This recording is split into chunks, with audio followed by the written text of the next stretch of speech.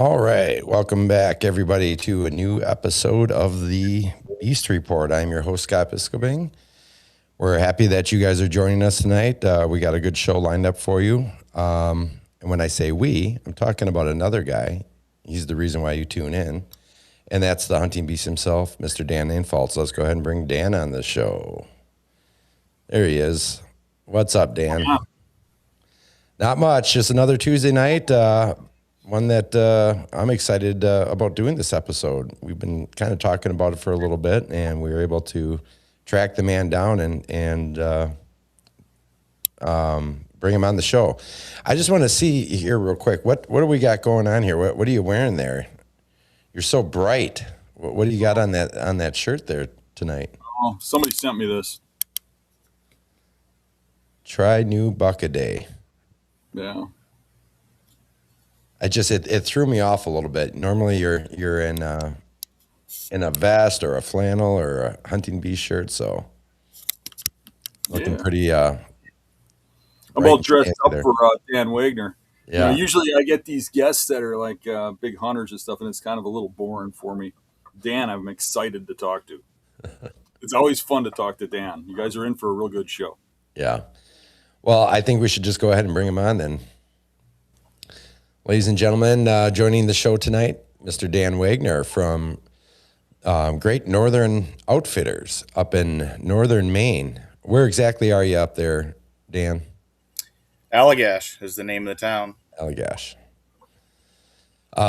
Welcome to the show. We're excited to have you.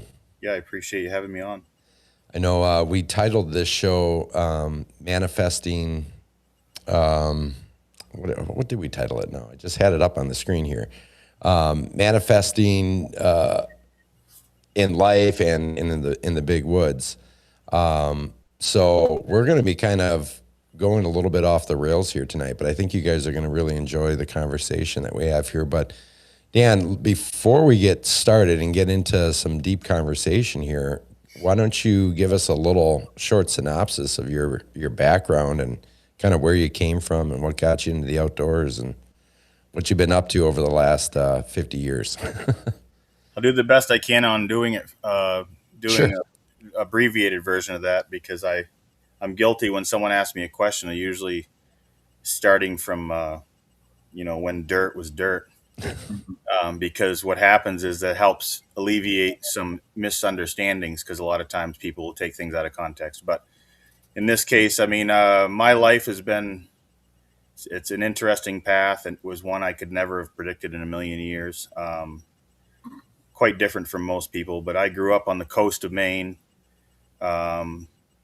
which is about 5 hours traveling south of here. Lived there 40 years. I lobster fished. I had a trading post, like a convenience store, live bait. I was a logger. I had a log skidder, a log truck, 2 skidders, log truck. I've been a trapper, first generation trapper. Trapping for a living since I was 7 years old is when I caught my first animal. It was a skunk. But it's been kind of interesting, and I always guided probably for the last 25 years and traveled north. When I say north, to northern Maine, to where there's more fur and more animals and less people. And I would travel to guide seasonally and travel to trap. And after a while, I just get tired of traveling. I said, and I actually think it was, it's other, part of why I'm on this show and chose to come on is to try to, it has nothing to do with me. I'm hoping to resonate with somebody. Like, I don't know if this will go to 100 people, 1,000 people. It doesn't matter to me, 100,000 or a million. It doesn't really matter. But all it has to affect is in a positive way, affect one person's life, which I'm sure it will.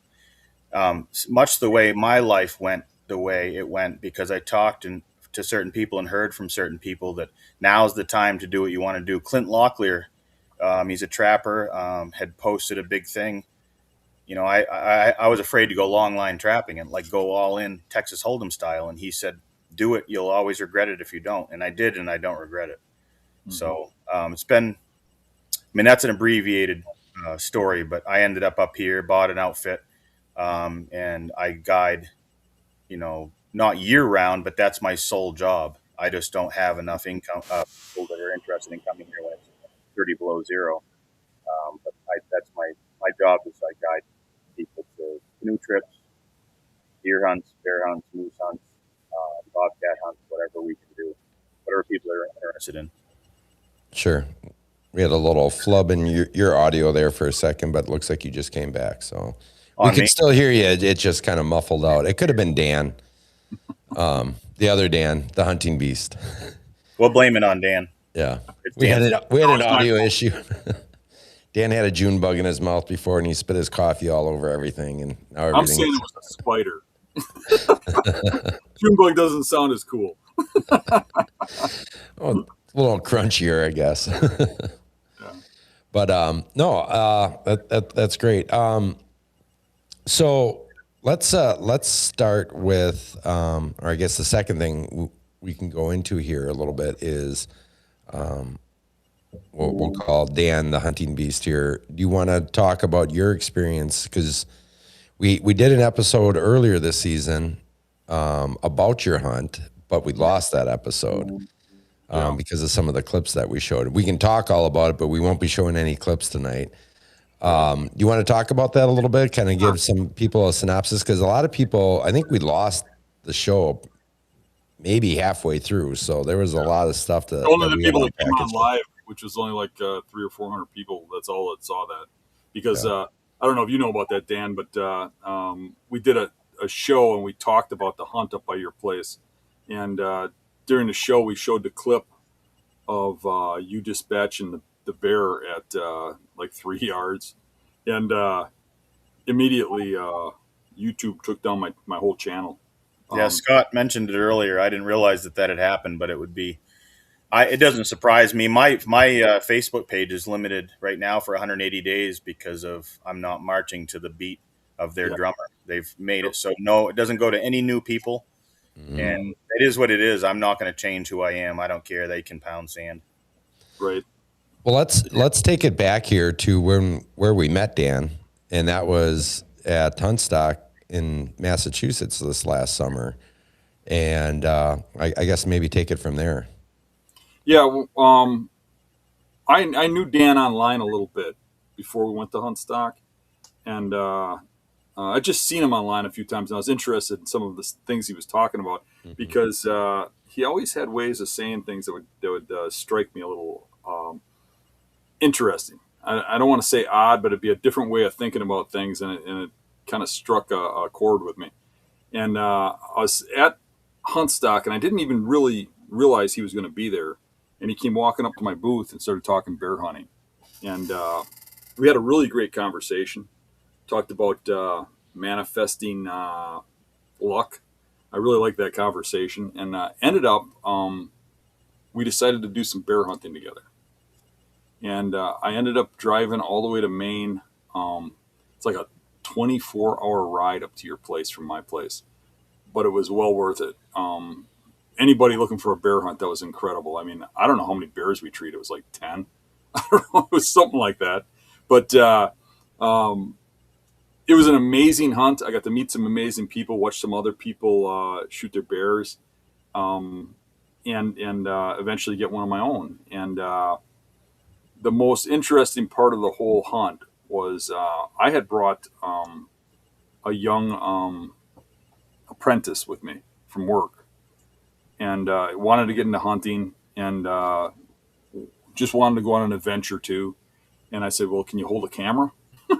And I brought him along. And on the way up to the hunt with Dan, he was telling me, what do I got to worry about? What mistakes am I going to make? And I said, the biggest mistake I get out of people when they come film for me is when something happens, when something goes crazy, they drop the camera and want to help. And I gave him an example of something that happened on one of our trips where somebody fell in and got stuck upside down and underwater, and we had to pull him out. And the guy holding the camera dropped the camera. And I said, keep filming. And he said, I ain't going to let the guy drown. I'm like, there's 10 of us here to pull him out. I said, your job is to just hold the camera. He goes, well, what if something happens like a bear charges us? And I kind of laughed. And I'm like, yeah, that don't really happen. But if it does, you don't have to worry. I got your back. Dan Wagner's got your back. You just hold the camera. And when we came up on that bear, and it was like looking at each dog and then doing bluff charges at him. Well, not bluff, trying to actually catch him. You could see it was different than all the other bears. This thing wasn't running. It wasn't even running when we came up to it. And then all of a sudden, its head spun around from the dogs and stared at us. And it just came barreling in, and you could just see the intent in its eyes. If nobody's watched that, if anybody hasn't watched that clip, you should go back and watch it. But it came running in, and I mean, it's so fast, you don't even have time to think. And what's going through my mind, the only thing I could think was I could see Dan getting in front of, like, protecting the apprentice kid, because, well, that's Dan's job, right? He's got the gun. He's the only one with a gun. He's getting in front of the kid, and I'm thinking one shot from that gun is not going to stop that bear. It's going to keep coming. It's going to be on top of Dan, and how am I going to get it off of him? Because I can't run. I can't leave him there. I can't, as a man, that's ingrained in me, as I can't turn and run. So I know that I'm going to have a world of problem trying to get a bear off of him with a bow in my hand. That's what's going through my mind. And it's just a split second when that stuff happens. It's so fast. And just smooth as a cucumber, Dan raises his gun and fires one shot, and that bear just drops. And I'll never forget, he looks at the bear, and he kind of paces around, and he turns around and just says, "Man, I'm sorry." Because he shot the bear. And it's like, dude, you had to shoot the bear. What are you sorry about? But it was crazy that the kid never stopped filming, never flinched or anything. And me and Dan both looked at each other and said, he just filmed the whole thing. He didn't even move. and he goes, "Well, you told me to trust you." And I was like, don't trust me that much.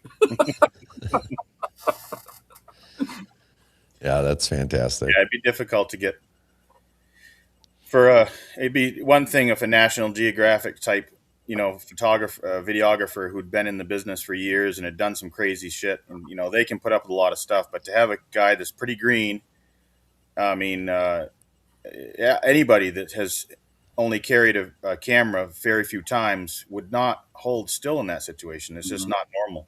He definitely he definitely trusted everything, because his your natural instinct when a bear gets that close, running that fast, would be to turn and run. Mm-hmm. Yep. He never even. I don't even. If you really look at that footage, there's barely a wiggle when I fire the gun. Mm-hmm.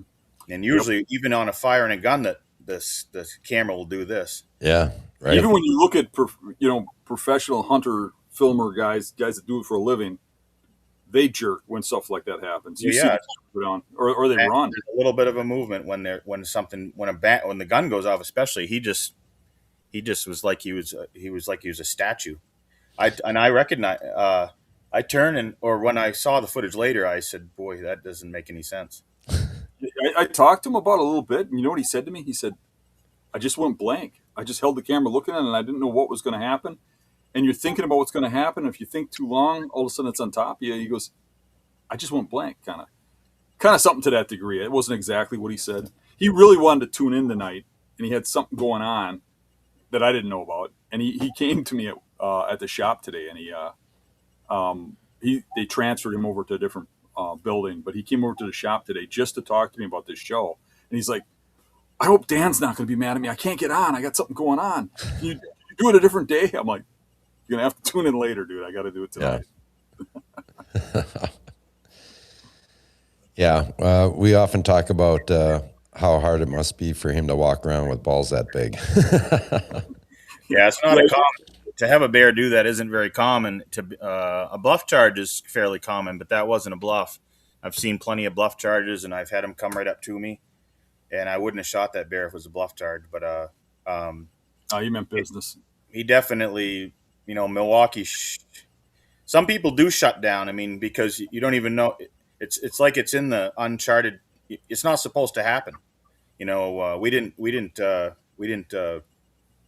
audition for this type of deal.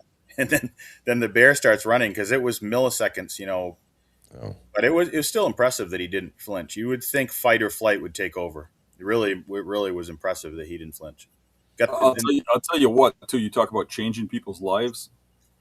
I think you made a huge difference in his life when you turned around and you gave him that and gifted him that bear after you tagged it with your tag. yeah, I did. Um, It's well, I'm glad that I knew. I mean, when you mentioned that he would appreciate it, that was perfect because I didn't. The bear doesn't mean anything to me. It's not something I wanted to shoot, and I could shoot a bear every year. I don't have any interest in that. I live vicariously through my hunters. That's how I knew that I wanted to be a guide because I don't need to kill a 500-pound bear to make my dick bigger. It doesn't it doesn't matter. I like watching guys kill in their biggest animal, their life, regardless of 300, 400, 500, 600 pounds. And it's hard to explain. I mean, it's just it's every bit as good as myself doing it. If anything, it's better because you're sharing it, and it's so you get twice the joy, and it's also I can't feel that anymore. I'm dead. I know that sounds bad, but I'm dead to that feeling, mhm, or at least a lot more desensitized to it than somebody who hasn't done it before. So that mhm. excitement, or if they start crying or hugging or whatever, that's far better than if I killed it. Sure. I really enjoy guiding because of that. Yeah, I really enjoyed it. Like um, when Dana, it was Dana, right? When Yeah. Dana shot his bear, it was enjoyable to just be there and be part of that. And then I actually stayed to hunt with Eddie. And when Eddie got his bear, that was very enjoyable for me. Um, Probably even more enjoyable than actually killing a bear. But I came here to kill a bear and I wanted to kill a bear. But watching and being with them when they did was really enjoyable. Well, that's a great part about this style hunt. When we got three guys, three tags, 6 days, and I tell the guys on the phone, you're not coming here for one hunt. It's very difficult for most of them to wrap their head around what's about to happen. I Hmm. said, you're basically, if you're going to stay all week, you'll end up seeing three hunts, and you'll get to see it from different perspectives. And if you're tentative at all, or if you haven't done this before and you're the last shooter, a lot of guys are like, I don't want to be the last shooter, like they're going to get leftovers.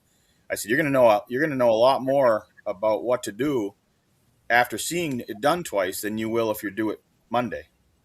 Yeah, So, I'm kind of like you in that regard, where I don't have to have something hanging on my wall. Matter of fact, I don't even have any of my mounts here. They've all been in a taxidermy shop on display for like 10, 15 years, and I rarely even go visit them. Um, so for me, it was like I shot the bear Dana shot. It was like I shot the bear Eddie shot. It was like it was my hunt.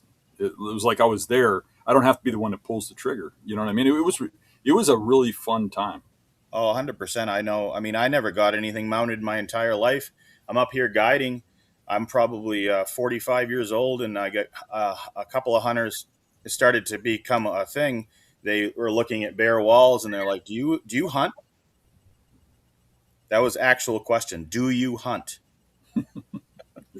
Because I had never. I have this. I left a half a pickup load of deer antlers in the town I left when I moved up here. I said, yeah. I said, I got all sorts of big. When I say big, big for here. And so I started getting stuff mounted immediately. Every year I went out. That was the first. I said, I'm going to go track a buck down and kill it. Went and tracked a 203-pound buck down, shot it, got it mounted. Did it again next year, 222, got it mounted. Did it again next year, shot 140 inch whitetail, got it mounted.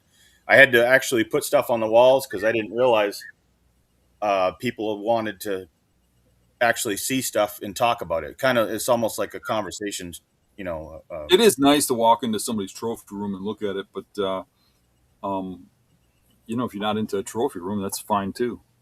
It's Yeah, just what people expect, kind of. it was never. I don't dislike a trophy deer. I just don't.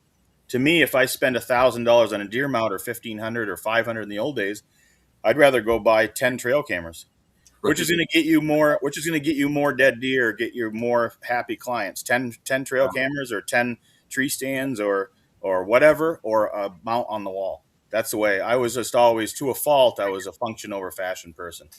I know you do a lot of tracking. I know you have a tracking camp and all that stuff, and I've seen some of the bucks you shot tracking, which are amazing. Um, but you're talking about trail cameras. Do you actually hunt deer like with bow, or you do any other kind of I hunting? used so I used to. That's the when I in the '90s I was an obsessive compulsive bow hunter, archer, whatever you want to call it. And I went to all the. I had friends that also shot archery, but I would go to all these 3D shoots were coming out then, and I couldn't even. Sometimes I'd just go by myself because I couldn't get anybody to go, and I just went all over the state and I shot 3D shoots, and I bought a brand new bow every year, chasing. You know how we were chasing speed at the time. Link Yep. Martin came out with a bow that was faster, and then that was before even some of these manufacturers weren't even in existence. They didn't even make bows at that time. But Right. yeah, I used to bow hunt a lot. I've sat a lot of hours. When I was 16 years old, I sat in the month of October. I sat 113 hours in tree stands. I used to keep track of all that stuff on calendars. And but I when I started tracking deer, once I saw that, I won't ever sit for. And you got to realize I only hunt Maine, or I might occasionally. I've been to New Hampshire once. I've been to Vermont once.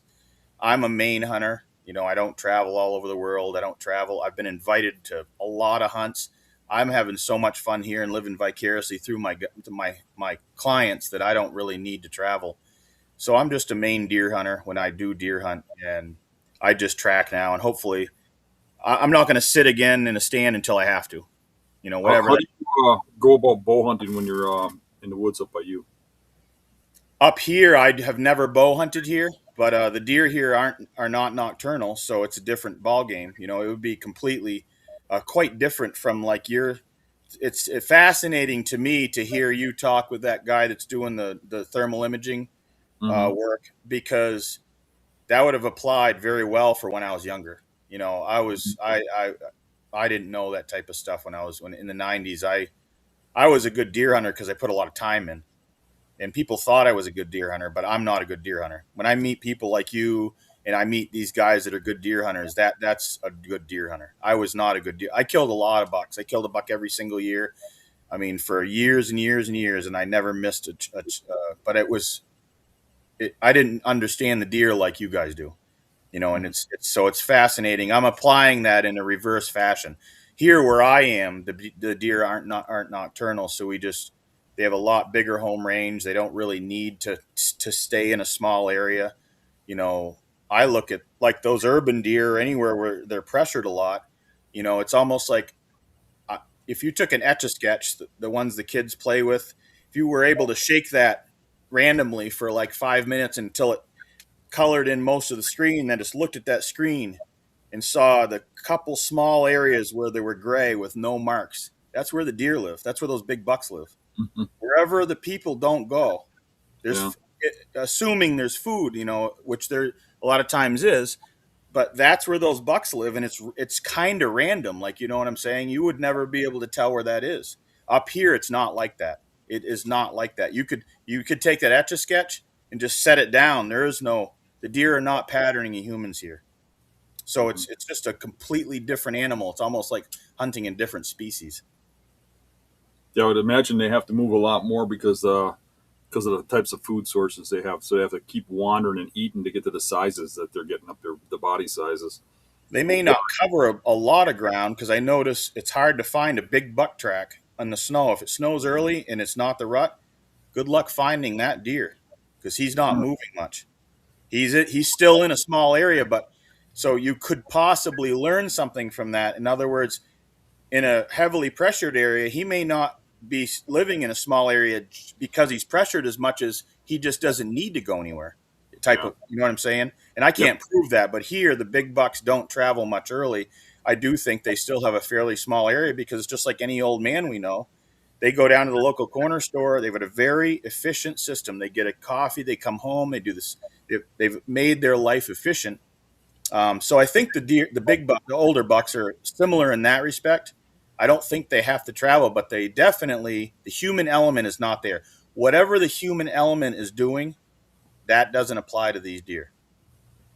And I, so I've I've noticed when I get up into very remote areas, mainly the most confrontations I've had with remote area deer is northern Minnesota, where you get way up into the northwoods near Canada, which is probably somewhat similar to where you're at. yeah, Um, you run into deer and they don't treat you like a threat.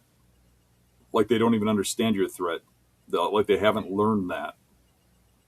They don't. They can tell if you're pursuing them, and that's a fascinating thing. I've bumped into bucks in the woods when I'm bear hunting, and if they wouldn't be in the rut then. But if you bump into a rutting buck, typically you're actually hunting.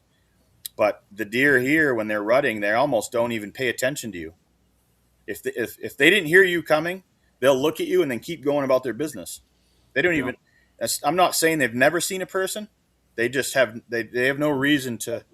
They definitely are not like the deer you're hunting in those swamps. When you pull in, there's 11 vehicles in the parking lot. That's a major difference in the type of animal. But if you're tracking a buck and he's bedded and he hears you coming, he's going to run just as fast as any other buck would. Just as fast. He can tell he's being stalked or being hunted a lot of times. But if he's with a doe, it changes it a lot. The bucks here, if he's with a doe, are probably the easiest old bucks to kill.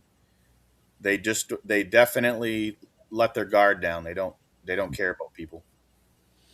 Got a quick question for you guys. Question comes from Frisco 94, Dan. Does daily deer behavior / movement change when snowpack is 2 feet or more in the areas they live? And you guys can decide who wants to. Well, here, when we get to that type of snowpack, all of our deer are yarded. When I say all, the majority. There's exceptions to the rule, just like there's anomalies. But the deer here, when the snow is 24 inches deep, they are all yarded. They're in a small area, and they pack that snow down, and they stand on their hind legs. And the snow, by packing that down, allows them to reach more browse. Mm-hmm. And that's just what they've done for years. And when a lot of people don't even know what that is, so I take it for granted. I say yarded. Well, a guy's like, "What are you talking about? In somebody's yard?" No, they move to an area where there's a lot of canopy in the forest, and where there's less pressure from coyotes or from predators, which would be coyotes here, and they just get efficient in how they move. They don't move as much. They have these trails packed down, and they can walk. If anybody's ever walked in knee deep snow, which is 2 foot of snow, when you're walking, if you get tired, you'll notice you'll start to follow any track you can find. It's a lot easier walking, even in a deer track.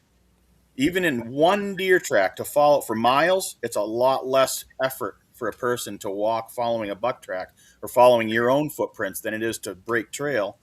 Right. So 2 feet or more here, it's deer hunting is over. They're all going to yard, and it's.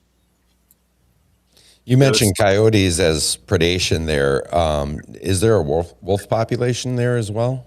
No, the nearest wolves here they live. Canada has some, but Maine used to have wolves back in the late 1700s, early 1800s. But they aren't. Everybody here thinks they've seen mountain lions and wolves, and I personally don't know a human that spent more time living off grid and living in the woods at my age than myself. And I'm not saying that they don't exist in Maine, but I haven't met them. Sure.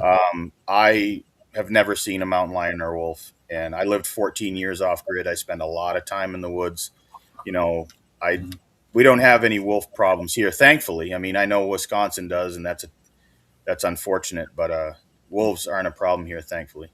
Speaking about living off grid, you want to tell a story about your beaver trapping that you did for Irving? Oh,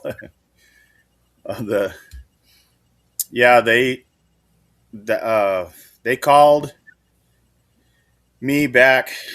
I don't remember, maybe 2010 or 2011, and I was president of the Maine Trappers Association at the time, and they were trying to figure out how to deal with the beaver problem, and in the remote areas of the North Maine woods. They have held about 1 million acres of land, and they had too many beavers. There was a lot of wood underwater. They were taking a lot of damage. In fact, I think in 2011, they had spent over $1 million in just infrastructure damage due to beavers, not including any timber loss. That was just infrastructure damage. So they wanted beavers gone, and I talked with them quite a bit and tried to figure out a plan. The problem is most people are not, you got ADC guys I've talked to, they go trap beavers. And I'm not saying all ADC guys do this, but anytime you have a system that's going to pay for someone to do something, it's usually corrupted by humans. And I don't care how bad that sounds. That's a fact. Yeah. People are going to find a way to cheat the system. Go dig in the old days, they'd turn in porcupine feet for a bounty. And then I heard guys, they'd go out in the dumpster and pull all the porcupine feet out at the office where they got their money and go turn them in again. That's the type of deal what you're dealing with even up here when you try to pay somebody to go to kill an animal or to help control an animal. So I told them I wouldn't do that. I mean, it's just not in my blood to do that. I said, I'll trap the beavers and you just pay me. We settled on a fee. They would pay me to not trap any other species. So all my hours and all my time would be put into just beaver. That's what we agreed on. I had a GPS camera and I GPSed all the sites, and I lived in an old 1960s truck garage for 2 months straight, 7 days a week, 60 days. I call it the Beaver Blitzkrieg. And I had a friend come because there was too many for just one guy. We caught 492 beavers in 60 days. And we lived in that old truck garage. I had a 55-gallon drum wood stove in there, and it would keep it just barely above freezing. We'd skin the beavers in there and sleep on cots. We had below zero sleeping bags. But it was a lot of fun. I'd do it again in a heartbeat, but the furs prices are so low, it's hard to justify now. But that was a good time when we did it. Irving took you in a helicopter and dropped you off, right? Well, they took me in a helicopter to scout. Yeah, So they showed you where the beaver dams were in the flood. Well, they didn't know. I had to show them which ones were live. They just flew me all over their holdings, and I looked at the house from the sky, and I could tell if it was live or not by the brightness of the wood, by the elevation of the water in the pond, and by whether they had a feed bed or not in the dam. Mm-hmm. I could just tell. It's hard. I know that there's people that literally don't believe that you could tell that difference. It is crystal clear to me the second I look at a beaver flowage if there's beaver living there or not. Crystal clear. What's funny is you were telling me that story and telling me about Irving, and him and his company owns pretty much the whole North Woods of Maine. It's actually private land. They used to be the largest landowner. They're not now, but they were at one. I think they owned 1.1 million acres, and out of the 3.5, they owned over 1 million. They still are one of the largest landowners up here. Yes. So then, when I left your place and we packed up the bears to go, we stopped at the gas station, and I'm getting gas, and a guy pulls up to get gas, and he's looking at me, and he sees the coolers on the back. And he walks over. He says, "Oh, were you successful?" I says, "Yeah, we got a bear." And he says, "Who are you hunting with?" I says, "Dan Wagner." And he goes, "Oh, I know Dan." He says, "I took him beaver trapping. I took him up in a helicopter. We looked at the woods." And I'm like, I looked down, and he's got Irving's written on his name tag. And then when we left, the gas station was an Irving gas station. Yeah, they've got a big. They have Irving Forestry, Irving Timberlands, and Irving Oil. There's two different. It's the same family, but they have a lot of people up here. There's a lot of people don't like them, but I like them, and it's not. I like people that keep their land open to other people to use. Mm-hmm. That's the way anybody that owns land that's not posted that allows other people to use it. They may not be perfect, but they're good people in my book. You want to go down a rabbit hole for a second? Yeah. I don't. I'm afraid of rabbit holes. Hopefully you don't. You remember at the show when I first met you face to face at Huntstock? Yep. We were discussing hunting, and you were telling me that in a lot of cases you think skill doesn't have as much to do with it as attitude. And you said, if I got this right, I mean, correct me if I'm wrong, but you believe that if you really want something bad enough, you can manifest it, like you can make it happen.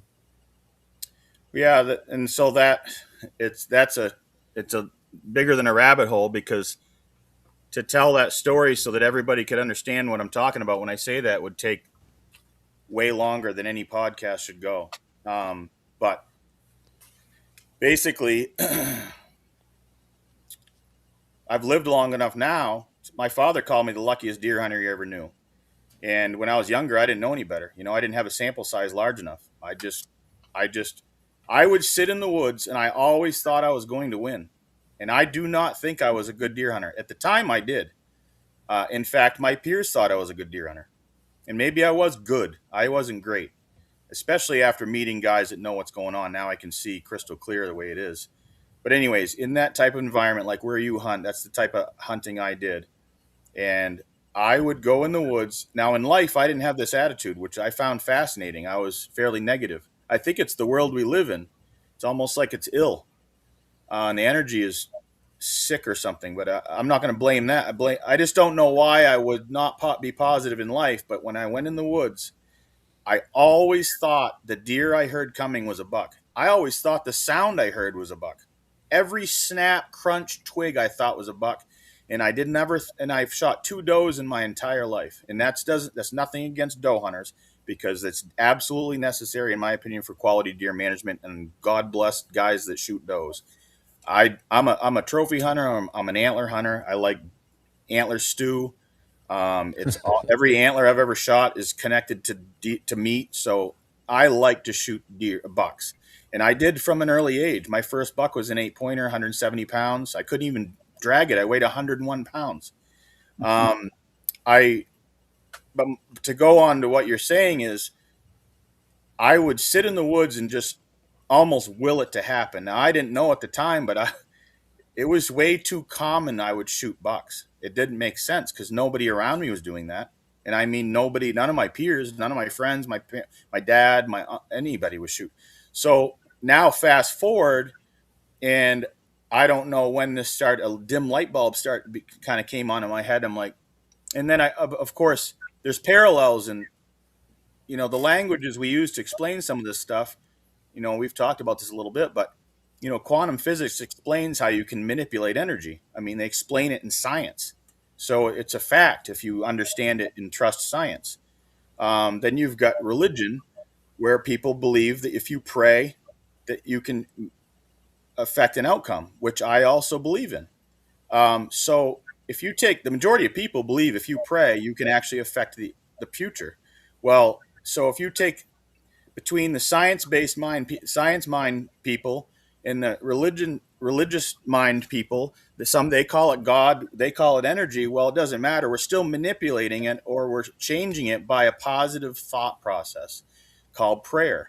It also works in reverse. You got to be careful. If you think negative, you think you suck, or you think you're sick, ill, or sick, or poor, or not going to succeed, that is actually a prayer against yourself.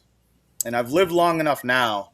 There is no doubt that is a true statement. And you can use whatever language you want to try to explain it. Language meaning science with electrons, neutrons, protons, and try to explain it that way. You can explain it through God and the Bible. It's all the same exact thing.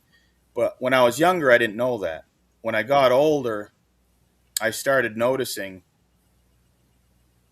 you can make things, then a couple of years ago, that science discovered you could rewire DNA. The DNA rewires itself. So assuming everything I just talked about is a given, let's just assume that's all a given. Well, that means you can actually, A, formulate whatever happens in your life through positive thought, and B, change yourself into whatever you want to be over time with positive thought. Science dictates it. God dictates it. Everything agrees with this. The hard part is it doesn't work every time. Obviously, I don't go track a buck and kill a giant buck. The first buck track, I didn't kill a big buck this year. I was after a giant. I got on some really nice tracks, and I didn't kill one. It doesn't always work that way. So then you get your detractors that are like, oh, if it worked, then you wouldn't have just walked this many miles and not got a big buck. And it just doesn't work that way.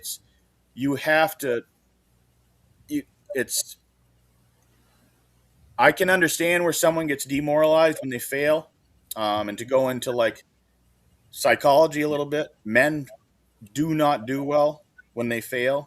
It's a lot of men, like, they won't even approach a woman to ask her out because they're afraid of getting turned down. This is a fact. It's in a lot of books.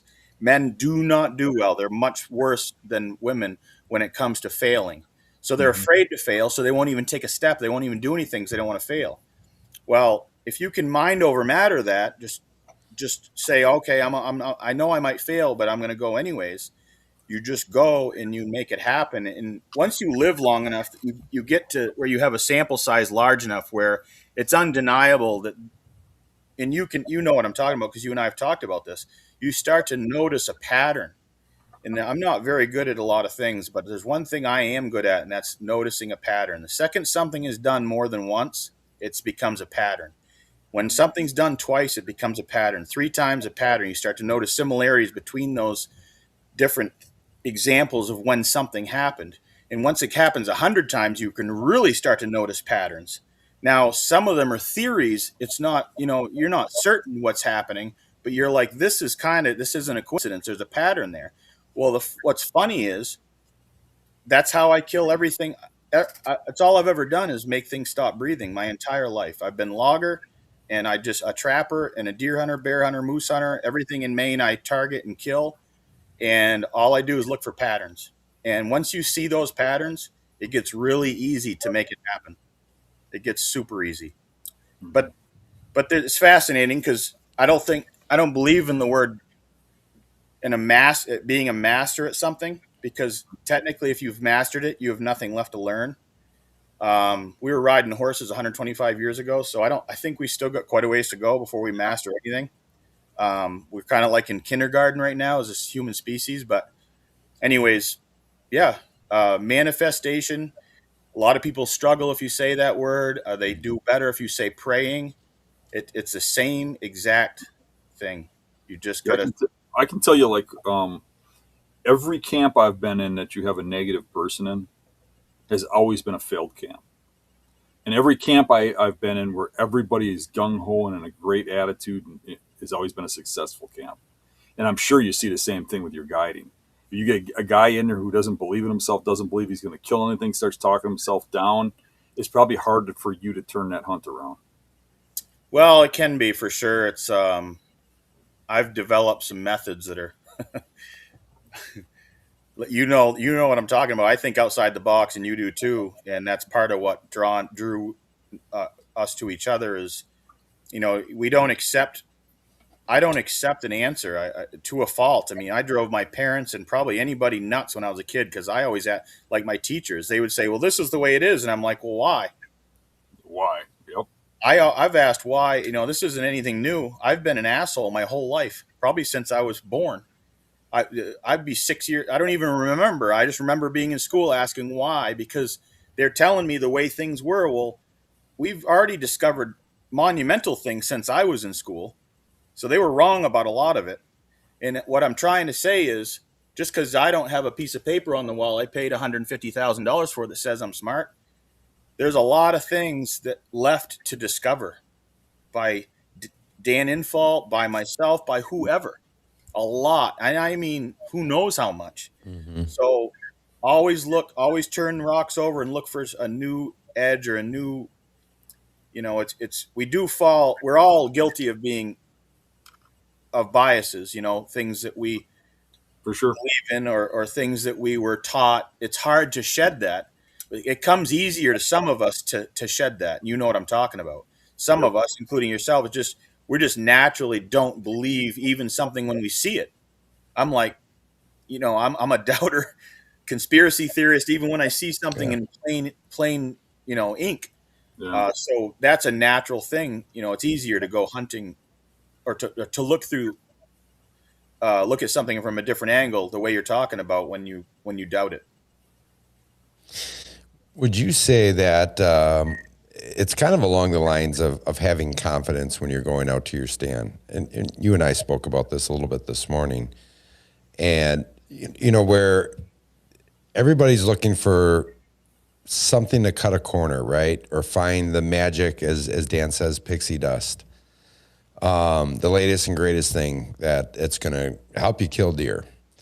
And as many of us know, those things typically do not work in any way, shape, or form. You can't spray yourself down with some sort of spray and then be invisible to deer. But let's say a guy does that, right? And he's got some fancy camo and he's doing all these things that he thinks is going to help him work. And he's building his confidence up. And now he's going to go out in the woods. And instead of taking a shortcut to the spot that he wants to hunt, that might be probably a little bit marginal in terms of blowing deer out or making a mistake just because he doesn't want to take the long way. But now he feels good and he's doing all the right things. And now he's up in his stand and he's got confidence. I feel like this is good. The weather's good. Everything's right. Maybe I won't grab my phone out of my pocket today and scroll through social media. I'm going to stay focused and I'm going to be alert and all these things. I mean, would you say that those kinds of things is kind of part of that too, like having that positive and confidence in what you're doing while you're in the field? Well, basically, what that is it's the, like I call it, the Dan Wagner 1% theory. So if you do 100 things in the course of a day, which typically we do, at very minimum, we do 100 different things. And if you're trying to do something to produce something, you're going to try to make those more efficient, each one of those things you do. Well, if you do each one of those 100 things 1%, just 1% more efficiently, that's a tiny amount. In theory, that produces 100% more results.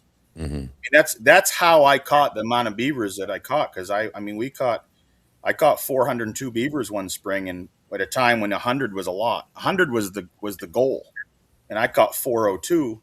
And there's guys that catch a lot of beavers now for sure. And I'm not going to claim to have ever caught the most, but I was doing it at a time when a lot of people weren't catching 400 beavers, and they didn't understand how. And it's because I looked at everything I did and I tried to make it more efficient. So to go back on, so that's one aspect of that. To go back on what you said, a good example might be, and this will ruffle a few feathers, but I enjoy ruffling feathers, so I don't mind that. Ruffle away. For example, like a charcoal suit. I used to wear them as in the 90s. I'd put it on and I'd shave my eyebrows. I was doing anything I could to try to reduce scent to kill a deer. Well, guess what? In my opinion, if you believe that will work, then there's been people that have, goes along with what you just said. If you believe in all of the things you're doing and you just are sure you can win because you've dotted all your I's and crossed all your T's, I do think what that does is that skews the science a little bit, because that guy succeeds when he probably shouldn't have. And there's only a few people that are going to follow us at this point in this conversation, because I think a lot of people are going to be like, wow, this guy spent too much time in the Northwoods. Which is probably true, but they're partially true, but there's definitely, you can build in science, and I can't explain it intelligently, but in quantum physics and in science, they can explain how energy can build a momentum. And an example of that, if you've ever been in your life where you felt like you couldn't fail, which I have been, when you get in a situation like that, it comes from successes after success after success. And then when you do stumble and fall, you do it so quickly and you don't even notice it and you don't dwell on it that it almost doesn't happen. And another good example of that, in my opinion, is like Donald Trump in 2016. That man had such a momentum going of confidence, arrogance. You can call it whatever you want, but it's confidence. His momentum was so massive, completely explainable in science. He couldn't fail. And when he did fail, people go, oh, he went bankrupt 7 times. Like, yeah, he had like 500 businesses in his life. Like, he just didn't let that bother him. You know what I mean? He just, those bumps, which is a big bump, he did not let them get him down. So along lines of what you said, yes, I think a lot of times, if you believe enough in what you're doing, it will actually kind of almost defy science or defy, because we know now that some of this scent control stuff doesn't work. We know some things don't work, but there's people that used it and it did work, and they're convinced it does, but it's because I don't think they thought they could fail. And I think that helps make it happen. I mean, when you get to that level of an animal, and Dan, when you're sitting in a tree stand and you've got bone bruises from sitting for that long on your body, you're in a different realm. I mean, you're almost in a spiritual realm, and you're taking everything you can to swing the odds in your favor to beat that buck that's lived for that long and dodge that many people, and you kill a buck like that. I mean, you're almost defying everything to do that and to beat him in his world, because it's not our world, it's their world. Yeah. So like, what to go back to what Scott was saying, but say it a little different. Like if I go out Hang and on, hang on. Oh, okay, never mind. We lost you for a second. Something blipped out. But go ahead, Dan. I'm sorry. so if you go out into the woods and you're going to go kill this buck, you're hunting this buck. If you kind of half-ass don't believe in your spots, you're going to go out there. You're going to go from point A to point B. You might run a little late. You might leave a little early. You might not be concentrating when the thing shows up or you're moving and he sees you before you see him. A lot of it has to do not just with luck, but with if you got that belief, you're in tune. You're taking away you're scouting your way in. You're thinking about what you're doing. You're being careful about your setups, being careful not to make noise because you believe in it. And that could be the scent control. You believe because of your scent control, you got an advantage. It could be something like that. But that is going to affect your outcome. And that's where those negative people really just blow everything you're doing. Well, 100%, and it goes way beyond deer hunting. That's like to go back on if anybody came to the show and thought that Dan Wagner was going to give him some magic Pixie dust thing, pixie hocus pocus to kill a big buck, they've already left the chat. They've already left. The magic is there's a lot of magic, and that is what we're talking about. Is you can only control so many variables, but the one you can control more than you believe is your mind and how you're thinking. Now, I understand. One of the trapper that we caught 951 beaver one year, and we caught those 492 in that 60 days. Bill Combs and he told me, he said, you should never set a trap if you don't believe that's going to catch an animal. And that was new to me at the time. You got to realize at that time I was considered top. I was a top trapper by my peers, a top trapper. When I trapped with Bill the year prior to when we caught the 492, when I got done that season, I felt as if I didn't know anything. And I'm not exaggerating. Like, that guy was way beyond where I was trapping, way beyond. He could manifest. He never thought he could fail. He did things that didn't even make sense. Yeah. But part of it is because he believed in it, but also he told me, don't set a trap if you don't think it's going to catch an animal. Think about what I just said. Yep. Don't sit in that spot if you don't think you're going to kill a buck. Right. Because you are, for lack of a better way to say it, you're praying against yourself. When you make a prayer when you go to bed that your kidneys aren't going to fail because, say, you were having troubles with your kidneys, or you had a brain tumor, or who knows, any number of horrible things that can happen to a human. How many different times have we prayed to get through those, and we got through it? Well, when you think you aren't going to kill an animal, a deer, or whatever you're doing, you're praying against yourself by having that thought. It's the same thing, and you're manipulating the energy. So whether you want to, some people understand it in one way, some people understand it in another, and this is a lot easier said than done. It takes time to train yourself to think positively, and the way I do it, or the way I got myself to do it, is the second you find yourself, the second you become aware that your mind has traveled south of the border, thinking negatively, stop and think positively, or go to a new spot. Get out of your stand and go to a new spot. Yep. But you get lost Scott for a minute there. We lost Scotty for a bit. Yeah, He I don't popped know. back on. I lost you guys too. I don't know if it's on my end or what, but anyways, continue. Well, that's what I had to say along those lines. I mean, that it's and there's people out there, when you get into this type of conversation, or you get into what Dan talks about or does and what I do, we're in a niche environment. We're in a niche, it's there's no way. And I'm completely content with this. I'm never going to appeal to 95% of people. Never. It didn't matter what I do. Neither will Dan Infault, no offense. And we're after, I don't even know what the percentage is, but there is a small percent of guys out there that are, guarantee you right now, are listening to every word we're saying. But you know why they're listening? Because they already have seen what we're saying. They actually want to have someone else, so they don't think they're crazy. They want to have Reassurance that, assurance, that am I actually crazy? Am I crazy, or am I the only one that thinks this way? So and through social media we have those type of followers, but it's still going to always be niche. You're just Yeah. never going to dominate, never going to become a millionaire talking about these little tiny ways to channel energy to kill a buck or to harvest an animal.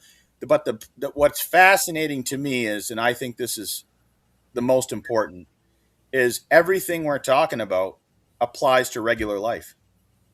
You Yeah. take that same exact attitude and take that from the tree stand after killing your biggest buck of your life and go apply it to your regular life and everywhere you can. That doesn't mean life's always going to be great. You're going to have a bad time at work, or you're going to have somebody's going to die, or you're going to have whatever. You're going to get ill, or something happens. There's always going to be negatives. It's how you react to that. And I know that's cliche. There's a lot of things out there that says, life's all 99% this and whatever percent how you react to it. It is true, but the secrets of killing big animals or killing animals that Dan has or I have or whoever has applies to life. It's not just so. This is why this hunting thing, we just think really passionately, some of us, about going after a big old buck or going after one that's the oldest in the area, which is what I'm after now. I don't care if I ever kill another deer, and I've told people this, and you could put me on a polygraph. I do not care, but it's got to be old and or big. Like that to me, that's my trophy for me. That's what I want. You can see when you look at great hunters, there's a little bit of arrogance and cockiness in every one of them. Like they really believe in themselves to the point where some of them are actually turn you off a little bit because there's so much of it, coming out of them. But you see that, you see it in me, you see it in you. Well, it's a good point. That's a very good point, Dan. I'm glad you brought it up, and you do a lot better with it, in my opinion, than I do. But I what it is, it's also a perspective standpoint, because you can sit there and debate all day long whether how somebody's acting is arrogant or confident, and honestly or frankly, it just depends on who you are and whether you're secure in your own manhood. Right. Because I have never looked at a guy and considered him to be arrogant if he was able to do what he said he could do. Never have I ever.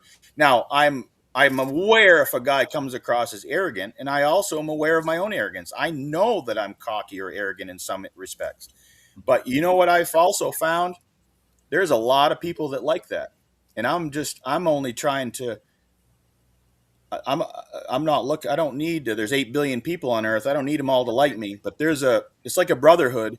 And these guys look to people, like anybody that's that cocky and that confident, they almost look to them like for a reassurance or there's plenty of people that are not threatened by that. And there's actually quite a few people that are, obviously, and they don't like it. And I don't mind. It used to bother me when I was younger to be called cocky. I won 7 national championships canoe racing, and you don't do that tiptoeing. You do not do what we're talking about, tiptoeing. Now, there are a few people, and throughout life, there's some guys that are a lot classier than I am, that are able to be really good at what they do and do it without coming across quite as cocky. And it's impressive. And I notice those guys, and I like it a lot. But I also, like Donald Trump or anybody that's that arrogant and cocky, has never offended me. Mm-hmm. And I wouldn't consider you cocky, but I can see what you're saying. It's a momentum. Once you get to that point, you're almost psyching yourself up to win, and then and other people are like, geez, they don't like that. But we've lived too long tiptoeing. I'm telling you, the whole world we're living in right now is almost a product of feminism. And I don't mean that against women. I think that's a government thing. That's a conspiracy theory, but I think too long tiptoeing, and it's time. You're not going to see me tiptoe. I'm done. I used to tiptoe, and I'm done tiptoeing. Exactly. We need less people tiptoeing. And speaking of that, if you really want to go a little further down the rabbit hole, if you've tiptoed for 30 years, and they just discovered that you can rewire DNA, that DNA rewires itself, what have you become as a person if you've tiptoed for 30 straight years? If you get what I'm saying? You just become a product of product of your environment. of our environment, Prodigy propaganda, all those things. Yeah. of Just, our just look at our environment. society. I mean, we were talking about it earlier. Like me and you both, our parents, our uncles from the era that we came from, because of our ages, our parents, our uncles, and stuff. When they would talk to you, it would be the straight out facts, no matter how hard it was and how hard it hit you. Where nobody talks like that nowadays at all. There was very little sugarcoating, and it was you can still see a few of those old fashioned guys that are I can still hear them talking right now, and the world we live in now, it would bury those guys. Yeah, It'll smother them, and that's what's happened. That's what I'm talking about. And then what happens is when you have someone like myself who doesn't want to be smothered and who's always been that way, and I did tiptoe for quite a while, and I'm done tiptoeing. You come across as radical, because in the definition of right and wrong, if you look in the Oxford English Dictionary, the definition of right is what is accepted at the time by the masses. So think about that for a minute. In 1850, it was considered right to kill an Indian and beat a black man and grab a woman by the hair and drag it. It was unbelievable what was considered right in 1850. So that's the definition of right. That's man's law, for example. That would be another way of saying right is man's law. Well, God's law never changes. God's law is right. What's right is right and what's wrong is wrong. So some of us were born, and you know what I'm talking about, knowing the difference. And if you weren't born knowing the difference, you learn it quickly. Others they're lost, and they are a product of their environment. I changed quite a while ago, and I set a path for myself to make my environment a product of me, to the best of my abilities. That's what I want to do, including people that are around me. If I can help, if what we're saying right here tonight helps just one person make it through life positively, not commit suicide, kill the biggest deer of their life, whatever they use, if they use what the doctrines we're talking about, one person, it's worth this whole podcast. Yeah, I agree. And I do believe it's going to help at least one person. My motto is, every time I do something, whether it's take on a sponsor or whether it's make a decision on how to do something, it all goes back to I ask the same question to myself all the time. I ask if it fits my motto. And my motto is, what I'm here to do is to make people better hunters and hunters better people. And if I'm not solving one of those, I'm not doing it. And that's what we're here to do. I mean, I'm not, I got a lot of things I could do in my life that would make a hell of a lot more money than sitting behind a screen talking to people or showing them my hunting spots and having people move in and all the crazy stuff that happens because of it. But I'm here trying to help people. And like you said, I think I only reach a little fraction of them. But if I'm reaching a fraction, that's why I'm doing it. And I think you're kind of in the same boat there. Well, 100%. And that's what draws me to you. And that's why I'm on this podcast, right, wrong, or indifferent. I'm not saying that any other podcast isn't right. I'm not saying this one is right and they're wrong. But I am on this podcast, whether, like I said, one person sees it 100, 1,000, a million, it doesn't matter. I know it's going to help somebody, and it's for the right reasons. When I say right, it's for reasons that I can sleep with, and I know damn well that your reasons, Dan, are similar to mine, and it passes what you just said is the straight face test. When I say straight face, it's our straight face test. Mm-hmm. That is what I do. Like I've turned down several. I'm not saying I'd have made the cut, but reality TV shows through the years. I can tell you one of the most freedom-related feelings in the world is when I rarely think about money. Mm-hmm. In other words, I don't have much money, but that's not the number one thing I think of. That's not when I go to do something, and I know that goes along with what you were just saying. When it passes our straight face test, are we doing this for the money, or are we doing it for the reasons or whatever those reasons are outside of money, not money? We do need money, and it's a necessary evil to exist in the world we live in, but it's not, and you know what I'm talking about. And it's not something we put first. Like I'll turn a hunter down or talk him out of a hunt if I feel as though it's not going to work out, and I might have a payment due, and I'll still talk him out of the hunt. Yep. Because I can't. To me, you're just selling your soul to the devil when you start down that path. And it's like my joke to people is once you start snorting coke, you don't ever stop. You just the trick is you don't start. You don't start. You don't ever start doing that stuff. You don't ever. You can't be bought. I don't think Dan Infalt can be bought. Now that doesn't make you or me better than any human. I'm not saying I'm not. We come across when I say stuff like that like I'm better than somebody. Well, if you're offended by what I say, go look in the mirror because the person you're the problem, not me. You can't, if you're offended, go look in the mirror and look at yourself. Like there's tons of people that can take what I say and don't get offended. And then you get a bunch of people that are. Well, the problem lies in the person that's being offended, not me. You don't, words aren't going to hurt anybody, but, let's say you got, like I can imagine a lot of the people listening to this, when we're talking about the positive attitude and stuff, a lot of these people have a good friend, a family member, something that they hunt with, who is the negative Nancy. And I know you've been good at changing people's ways of thinking that you hunt with. As an outfitter, you almost have to be. What do you got for advice for people that don't want to give up the relationship with the person that they're hunting with that's negative? How do they turn that person around? I don't think that I'm a good one for that. I don't think you want to listen to my advice because my door is always, I explain, my father was the most negative human I ever knew. And so I am genetically negative and I was taught to be negative. I mean, I got a guy that people would pass him on the road and he'd go like this and say, it's just insane. I've never given, I'll be 52 in May. I've never given anybody the finger in my life. Never one time. And grew up around that. Just negativity.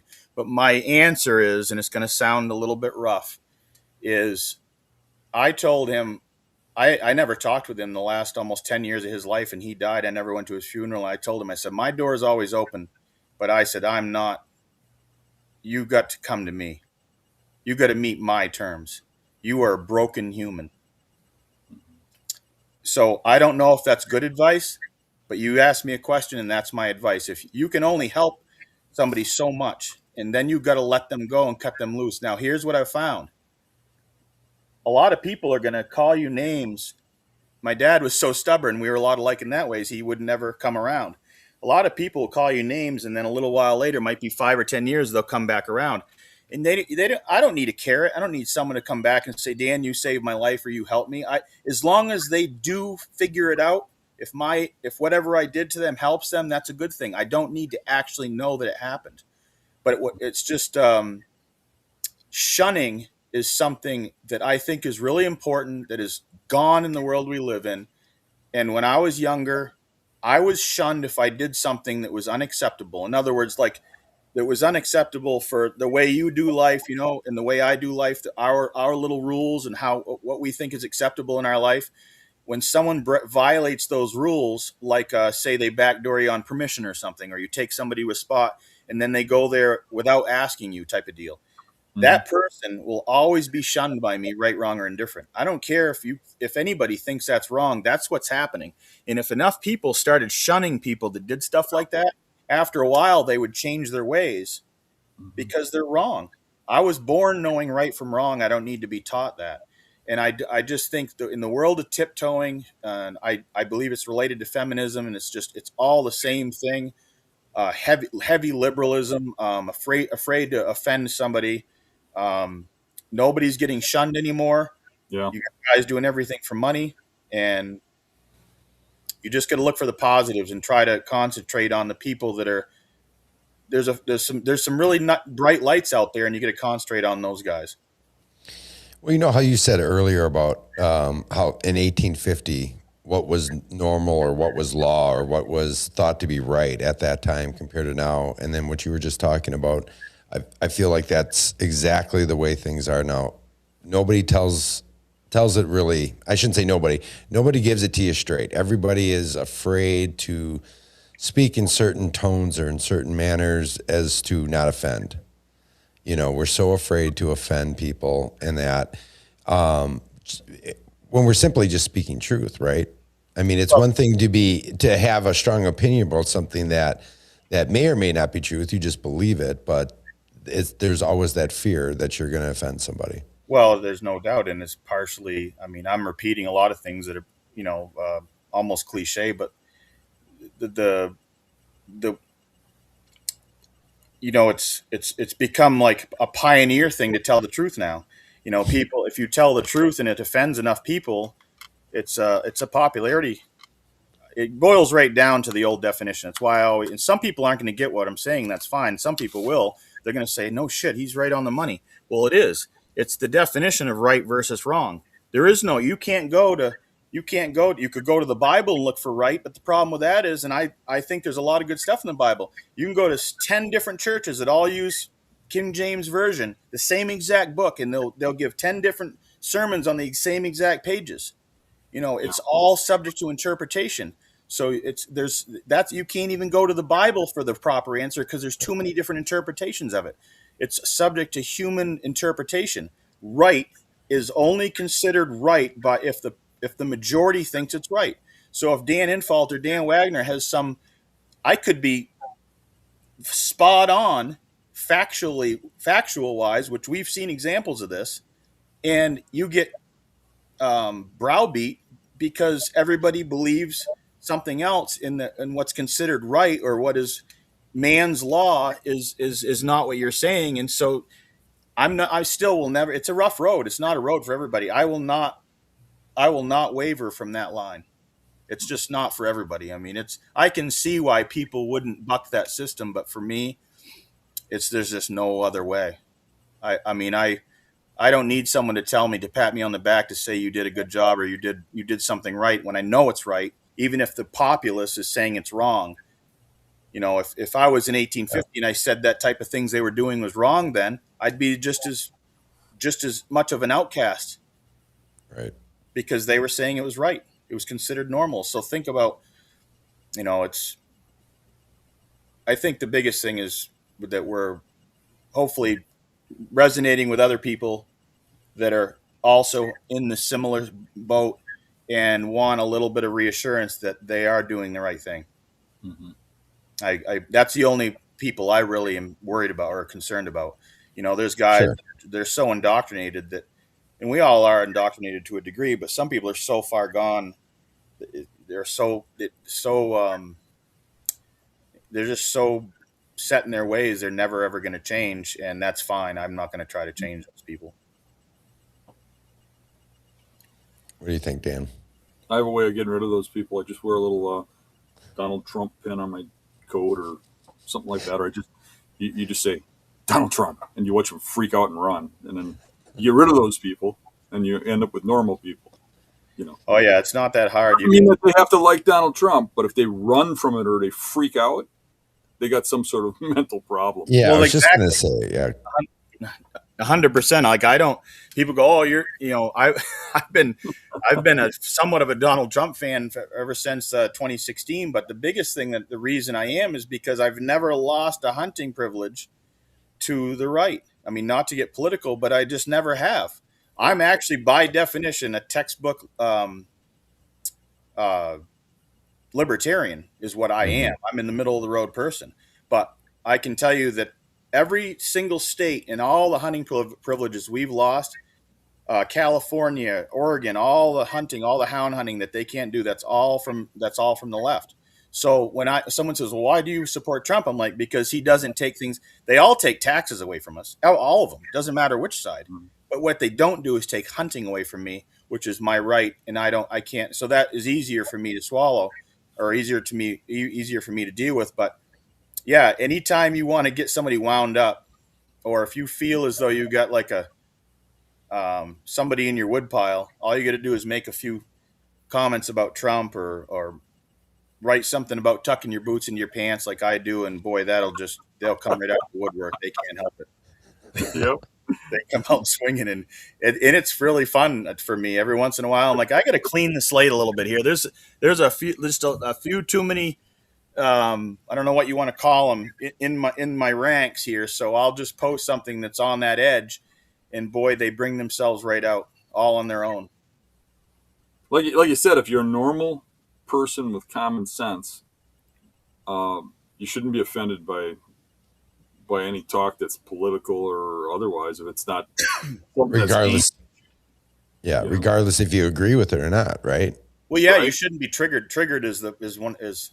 Yeah, there you go. If I ever have a podcast on my own, it probably will be titled "Triggered," and because it's a blast to watch people flip out over words.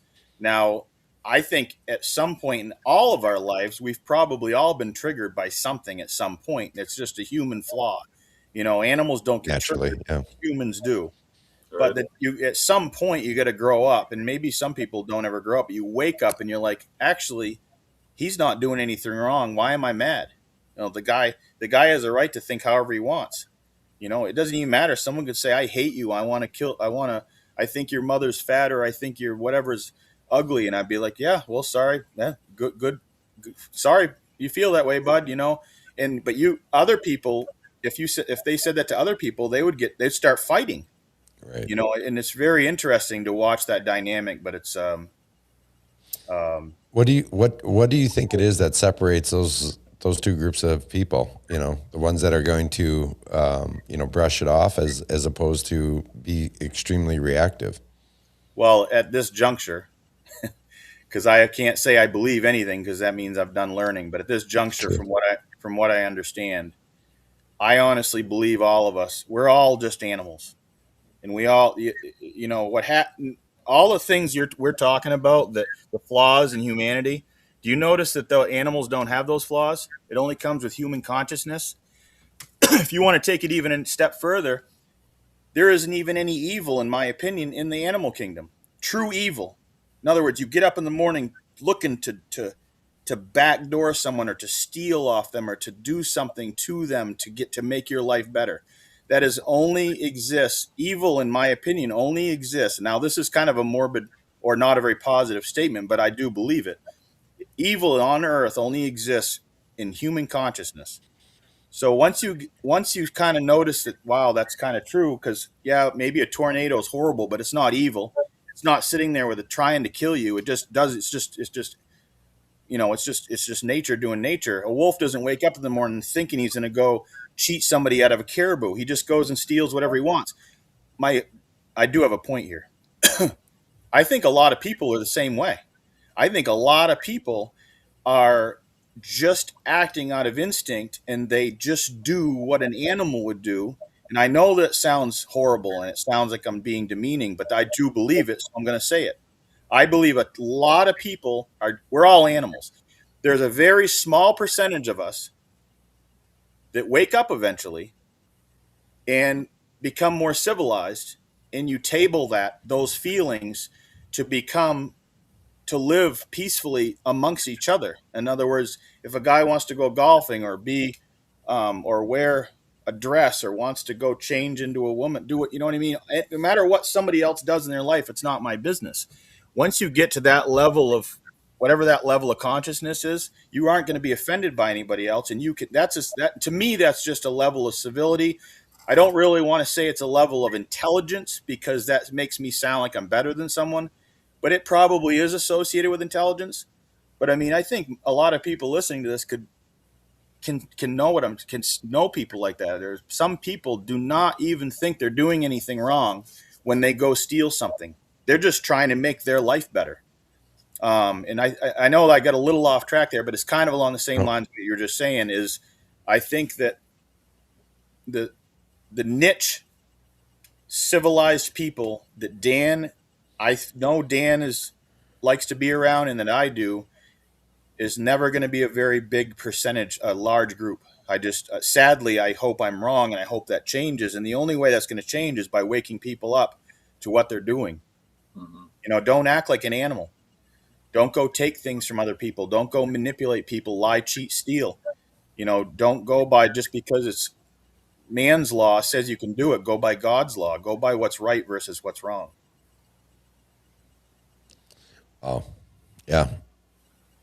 Great points. I'm going to pull up this one, and so this came about a minute ago, so I'm trying to pinpoint exactly at what point in the conversation. But Mr. Surf Angler says, not true. All primates and most social animals have that. And then he followed up with, of what we call evil. I don't know. So Every animal I've run into that like like the bear that charged or whatever, um, they have a reason for what they do. I mean, they're just fighting back or it was whatever. probably fear for Plus that. the bear, I can look at a bear. I can look at a mountain lion. I can look at a raccoon or anything else, and you can see their intent, and they let it be known. Well, there's going to be people that say not true on everything I've said on here. Well, So yeah, I don't worry about that. Now, I will say I've never dealt with a primate, so I could be wrong on primates. But I will tell you, out of the animals I've dealt with, and I've lived long enough now where I'm not going to tiptoe. I'm going to tell you how it is. And I know Dan is too. There is no evil in any of the animal kingdoms I've dealt with. It does not exist. I have not dealt with primates. I do believe that the majority evil on this earth, if not all of it, especially the evil that's driving what's occurring, and everybody knows what I'm talking about. Everybody knows what I'm talking about when I say there's evil on earth. It is Right. through human consciousness.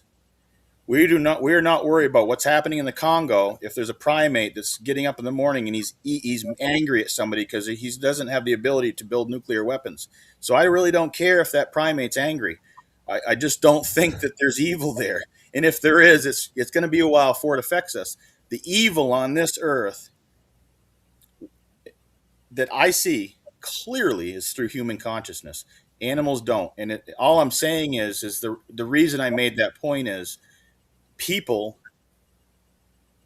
should have the cognitive dissonance or the ability to realize that we don't have to act that way.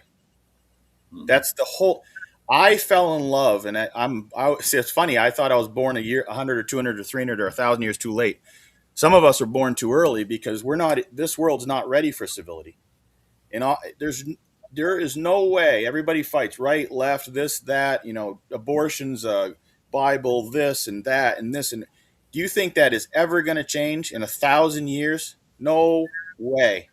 We're thousand, not to be negative, but we're thousands of years away from everybody living in a civilized manner because there's too large of a percentage of people that are out to beat somebody else or are reacting to what somebody else says and are out for themselves rather than putting civility first. And I know that sounds like I think I'm better. And I'm not saying that I'm better than anybody. I've got plenty of flaws, but I'd rather talk about other people's. But Dan and I both have a similar vibe in that respect, and so do others. And I just call it a brotherhood. It's just people that are trying to put civility first, I think. And then also have fun because we all have hobbies. I like to hunt. Dan likes to hunt. I don't want to go bow hunting. Dan likes bow hunting.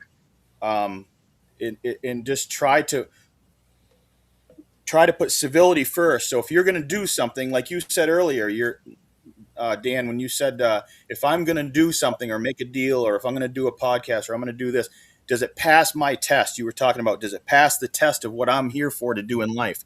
Well, honestly, if what I've said this before, if the perfect human, which I'm not there yet, but if what you're going to say or do doesn't pass the love test first, then it shouldn't be done. yeah, That would be a good way to test whether what you're going to do. If we ever get to that point, this world then will be able to live in a civilized manner. But I'm telling you, there's just too large of a percentage of people that are reacting like animals. And the only reason I'm saying that, it just makes it easier for me to understand why people do what they do. There's people that are going to backdoor you no matter what, and they're putting themselves first. And it's in a devious manner. Wolf would do the same thing if he knew how to. But anyways, we'll just concentrate on who we can affect in a positive manner and try to reinforce. There's people out there that feel lonely with the same thoughts we have, and Yeah. we just need to let them know that they're not lonely. Mm. Can I change the subject? Yeah. Um, I'm really curious about your moose hunting. We never talked about that. We were too busy with bears all the time and stuff. Um, you moose hunt every year with clients? Well, the reason moose hunting isn't a big conversation and it isn't a big something I concentrate a lot on is because it's a draw tag. So I can sell all of bobcat, bear, deer hunts that I want, all the canoe trips I want, over the counter. But I cannot sell you a moose hunt unless you get drawn for a tag. And a non-resident only gets 10% of the tags. Mm-hmm. And the odds of getting drawn for a moose tag in Maine as a non-resident is about as it's very close to the same odds of getting struck by lightning. You know what though? I believe I'm going to get a Well, tag. it can happen. So I'm just saying the reason I don't talk a lot about it is because it affects so few people. That's why I don't. But Yeah, I it's just like I love moose hunting, and now it's getting to the point where it's like $20,000 or $30,000 to go on a moose hunt like to Alaska or something, and so I've been putting in for Maine, and I'm just wondering how that goes, because when we were up there, I was actually shocked at how many moose we saw. I think I counted 9 while I was up there bear hunting with you that we saw. So how many clients do you get a year that actually draw and buy a tag or get a tag and go with you? Is it rare, or do you get one every year? No, it varies. I mean, I can't just guide one guy a year because I'd be out of business. So I have to hire guides that guide for me. And this goes back to the same criteria you were just talking about. If does it pass the test? If what you're doing has to pass a certain test in order for you to do it.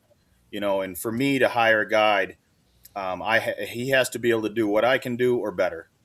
Mm-hmm. I want them to have we have our priorities are integrity over anything else.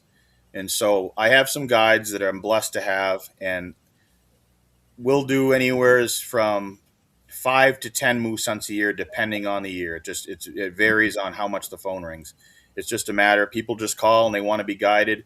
My prices are higher than some because I do try to do, not just get them to shoot the first thing we see, but it's a great hunt. It's fun to.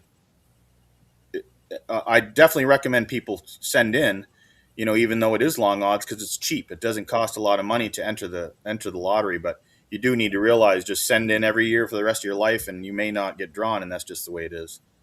Mm-hmm. It's extremely long odds. I mean, it's a lot of people sending in for a very few tags. Yeah, I've been interested ever since my friend Mr. Morris shot the state record with the bow. I talked to him quite a bit too. I think you know him, don't you?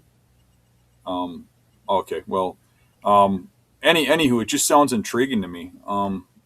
Well, it is. A lot of people call. It's a lot of people like to talk about it, but I don't want to be Debbie Downer. But it's like talking about becoming an astronaut. Yeah. It's pretty long odds. I'm not saying it's not possible. It's just super. Yeah, long. But I mean, I don't think we're here to sell hunts, are we? So I just want to talk about moose hunting. I mean, for a little bit. Oh yeah, I'll talk about. I'll be the last guy standing. How do you go after them? What do you do to go after moose during the season? What time of the year do you hunt them? Well, we have a 2-week season, and the first week overlaps the rut. Typically, at this latitude in Maine, the second week does not overlap the rut. But just like deer, you'll have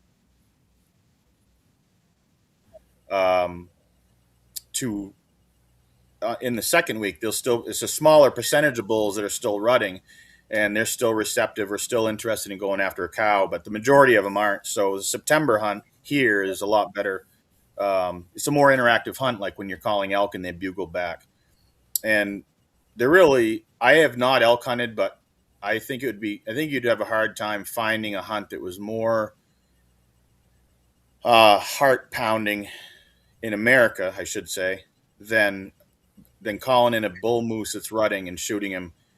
I mean, especially with a bow, if you shot him at close range, because they'll pull, sometimes if they're thrashing their antlers, they'll pull trees like alders and trees out of the ground, and they'll be carrying roots and trees in their antlers walking towards you.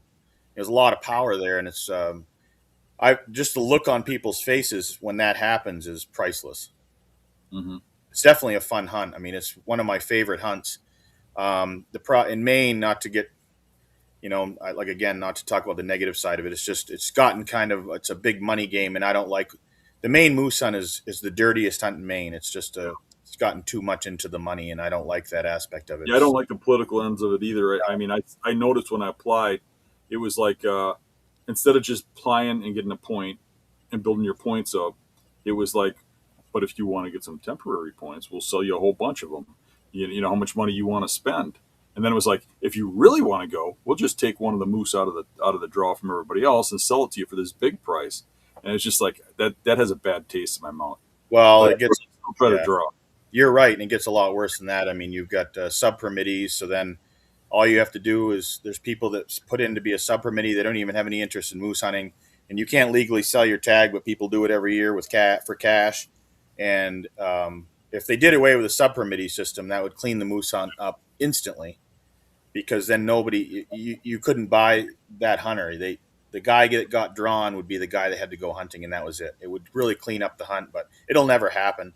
But when you actually get moose hunting, once you get past the politics of it and stuff, you get in the woods. It is it's one of my favorite hunts that I've ever Do you been got to on. be careful of where you shoot them for getting them out? Do you stick to near the roads or? No, it's the easiest thing to do, and it's. I say this as a joke, but I'm serious. The hardest part of getting an animal down is getting him down. Once you get him down, getting him out's the easiest part, because that's a guarantee. I can't guarantee you we're going to shoot this giant bear or this giant bull, but I can guarantee you with wholehearted guarantee that if you get the moose on the ground at any mileage from the road, it's coming out. And I just quarter it, skin it, and pack it and take it out. I've seen that with the bear. Yeah. I mean, We cut that thing up pretty efficiently and hiked it a mile out pretty fast.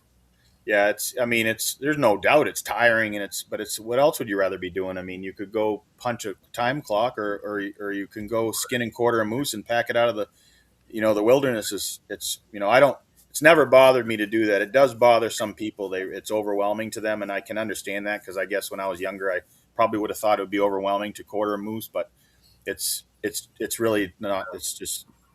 It amazes me how many people tell me they would never shoot a deer in a certain area. I shoot them wherever they're at, and then worry about it. Then be like, oh, this is gonna be a bad one.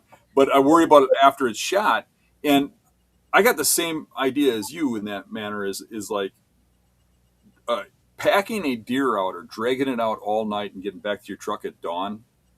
It might be a little bit of a chore. It's still better than sitting at work. Oh, It's still better to sit at home staring at a TV. It's an adventure you're going to talk about. To me, the work is almost, that is the hunt. It is like it's like proving your manhood, especially at my age. When you get to our age, it's like proving you can still do it and still outdo everybody else. well, and it's almost as fun. It's just a different type it's a different part of the hunt, but especially if you were to have help doing it, because then you get to share it, and then Yeah. you can talk about that, dragging that deer out for the rest of your life. And I think what it does, it just boils down to, as you know, some of us are more extreme than others. And I grew up around guys. I still remember guys that were older that said, boy, I saw a buck and I wouldn't shoot him down in the air, not on a bet. I could still hear these guys saying this. And I remember telling them, I'm like, if you ever see a deer, a buck, and you want to and you shoot it, call me and I'll come drag it out for you. I said, I'm dead serious. I'm not just saying that. I'm dead serious. Call me. Well, I think it just boils down to, it's just different levels of, different. It's just different strokes for different folks. I mean, some guys aren't that extreme. I mean, when you start doing the things you're doing, clinging to a bush in the middle of a swamp for the hours to try to kill a deer, and then I'm tracking a deer 15 miles and then walking 7 miles back to my pickup and get back in the middle of the night after dark, and my face is frozen solid shut. Like, that's not, people don't like that. I love it. And those guys don't want to drag a deer that far, and that's fine. But There's almost like a defiant smirk on my face when I'd be the one walking back to the truck, like you're talking about in the middle of the night. Like there's almost like that whole cocky thing comes back out. it does for me. When I feel pain, when and this is not normal. The reason I know it's not normal is that I don't know anybody. I'm not saying there's nobody like this, but I don't know anybody like this. When I feel pain, I go harder. Yeah. And I'm not kidding. It's almost like that defiant snur of like, this is all you got. You look up at the heavens and you just keep going. And Well, push I call smile on your face. I call it a stubborn gene. So the plot dogs I have to hunt bear with, a lot of guys would be like, "Boy, that dog's stubborn," and I start to notice patterns is one of the few things I'm good at noticing. Like I said, to kill animals, and something I do notice is stubbornness. We think of it as just in a negative term. Well, what if you took stubbornness and you steered it in a positive direction? Like, okay, you're really stubborn and you don't listen well and you don't quit. Go win this national championship. Oh, wow, that worked. Right? Go kill that deer and don't give up until you kill that deer. Oh, that worked. So the stubborn gene. Mm. I've posted on social media before, just me being me, which is how stubborn is your guide? How stubborn is your guide with a question mark? Yeah. You know, the guy that's the most stubborn, if he's trying to go after something, will always be the guy that wins. That's what it boils down to. It's heart. You can call it whatever you want, but when it gets down to where you're paddling a canoe and you're going to pass out or throw up, and you're still going, that's some stubbornness, heart, whatever it is. Did you ever watch like the Olympics or something and see a gold medal winner, and he comes up to the stage and he says, "Oh, I really didn't think I was going to win this. I thought I suck," and I thought you don't. They It's got true. that cocky, arrogant attitude. It's definitely, It doesn't matter what you're doing in life. This attitude that I have, that you have, is a big part, probably bigger, and it might sound bad, but probably bigger than all the skill I talk about. it's huge, Dan, and it's definitely goes along with what I'm talking about on the tiptoeing. Is there's the people we live in a society that calls that confidence a negative trait, and that's become right, not wrong. Meaning it's wrong to be confident. It's not right because that's what wrong is accepted nowadays in the in society. Like I said, in the 1850s, the definition of right versus wrong is what's accepted by the masses. Well, what is accepted by the masses is right now. The masses right now don't want anybody that's arrogant or cocky or confident. Well, like I said, it's just a matter of interpretation. It's confidence, and it definitely gets perceived. And you've seen me talk about this before. It's perceived by people that are insecure or whatever you want to call it as arrogance. And I don't have. I'm sorry they feel that way, but that's about as far as I can go. I mean, we need more people to start showing confidence, and what that does, the confidence will manifest a positively for you. Number one, and number two, it will create in science. It will create a momentum in energy that Yeah. gets to where you can't fail. And when I say can't fail, that doesn't mean if you're going to shoot a deer every time out. And it doesn't mean that. It just means you don't worry about those times. I'm just looking at the next time, the next hunt. Um, there's a lot of people out there that can use that type of information and not just in a hunt, in their regular life. I mean, you imagine how many people right now are having a hard time or scared of or having anxiety. There's another thing that's being scared or having anxiety is another form of praying against yourself. Yeah. You're basically praying, having a negative thought about yourself that you're not going to succeed. It doesn't even exist. You don't have to worry that you're not going to shoot a deer, because when you say that, when you think that thought, you're actually just prayed. If you think, "Oh, I'm not going to get a deer today," and then you go home at night and you pray that you're going to get a deer the next day, and then you sit in the tree stand and think you're not going to, which I know we've probably all done, and I know people that definitely do this. That is not helping you. You can't think that way. And now that doesn't mean that we aren't ever going to have a negative thought. The trick is you've got to stop having those as soon as you recognize that and start thinking positively. And the confidence thing, trust me, is I can't see half the arrogance in you that I have. But so it's always been a problem for me because it offends people. But I used to care, and I think that train left the building. I just don't care anymore. Yeah, I just want to find more people like me that enjoy that, that have the confidence to get something done. And and there's a lot of them out there. It's just a big world, and it's hard to find them all. I remember as a kid, another thing that was instilled to us that you're a man, and what men do is different. Like part of manhood was like you run at gunfire. If you're in town, you hear gunfire. If you hear an accident, you run to it. You hear somebody screaming, you go help. And I'm literally was at the shop the other day, and I had a training thing sent to me, and it was telling me what to do if somebody comes in with a gun and wants to shoot the place up. Right? I'm basically supposed to hide under a chair or under a desk and turn the lights out, make believe I'm not there. That's not being a man. I mean, we've literally changed what we are. It's like they force it on you. It's like they just keep changing laws. They change things. They take guys that defend themselves or defend people in trouble, and they put them in prison. It's like they've taken it right out. Well, If yeah. you say something about your manhood online or something, people say, I have to worry about coming home for my wife. Of course I'll run. It's not my family that's in trouble. I've Well, had what that with my family. I'm running into if there's gunfire.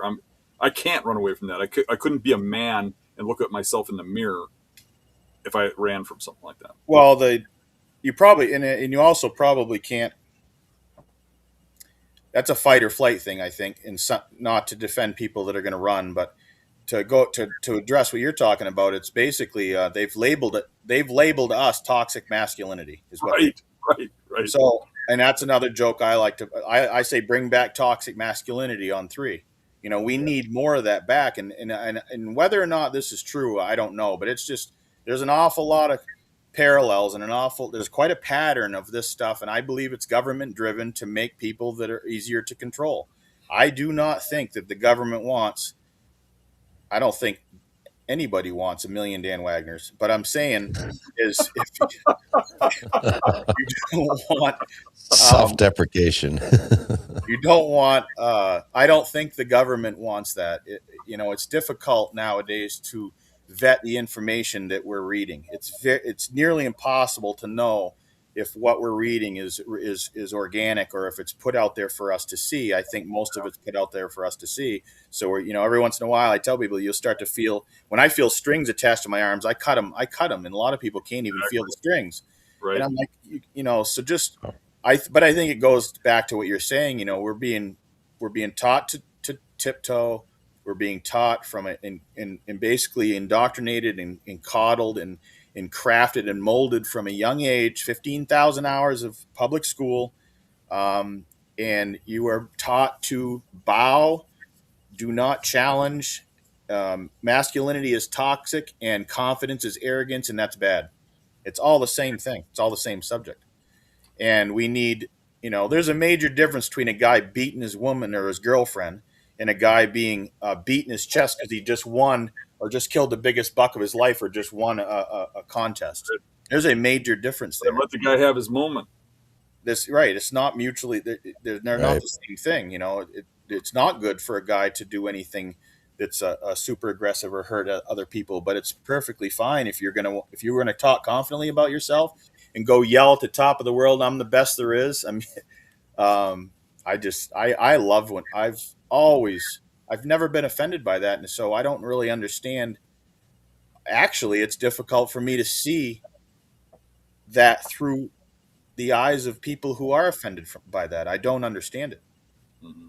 I just probably never will. I don't really know. I mean, we're all different, that's fine. But I do. Yeah, you and I definitely agree on a lot of those things. And like I said, it doesn't mean we're right. It's just, it's nice to have, sometimes when you're thinking you're crazy, it's nice to have a little, backup, there's other people that are thinking the Nice same. to know that I'm nuts too. That's a good thing. We can be nuts together. I'm sure there's a few nuts in our audience. Yeah, there should be. If they're still watching now, they're all in to win. Yeah, this is one of those shows where my subscribers went down a little bit, but I'm okay with that. 100%. That's what I've actually on my social media. My hunt success has gone up. In the last couple of years, my hunt Joy myself has gone through the roof. My followers have gone down. It's just a vetting process. It's just a matter of getting, if you're in it for just the likes and just the views and just the cash, well, that's fine, but that's not me. Want to take some questions? Yes, I was actually going to just ask that question here. I kind of put it out there. If anybody's got some quick last minute questions for Mr. Wagner here, would you mind answering a couple? Yeah, questions are good. All right. Let's start out with, let's bring this one up here. This is from The Dream Outdoors. What is the best way to find big buck tracks? During the scouting season, it's hard for me to find tracks in the snow of a buck worth following to try to find a bed. Does he walk roads or woods? And then he also followed up with, to clarify my question, how do you efficiently cover ground to find big buck tracks? Well, I mean, where I am, it's different probably everywhere, but in the North Maine woods, it's basically 3.5 million acres of it's private land, but it's open to the public, so it's the same as public. And we just drive the logging roads because that is the most efficient way to cover mileage to expose yourself to the most deer. Deer meaning big bucks. The big bucks are not nocturnal; they're not avoiding roads here. Other areas, I'm sure that where Dan hunts or other areas where deer are pressured more, they might avoid roads. Here, they're not going to avoid roads. I will. That's the most efficient way to do it. Now, to answer what he's talking about, you don't always. It depends what you call a big buck track. My threshold for what I want to kill is it exposes me to a lot less deer, which reduces the chance of me even seeing a buck. The deer that I want to kill is probably 1 in 1,000 versus a deer another guy might want to kill is 1 in 100.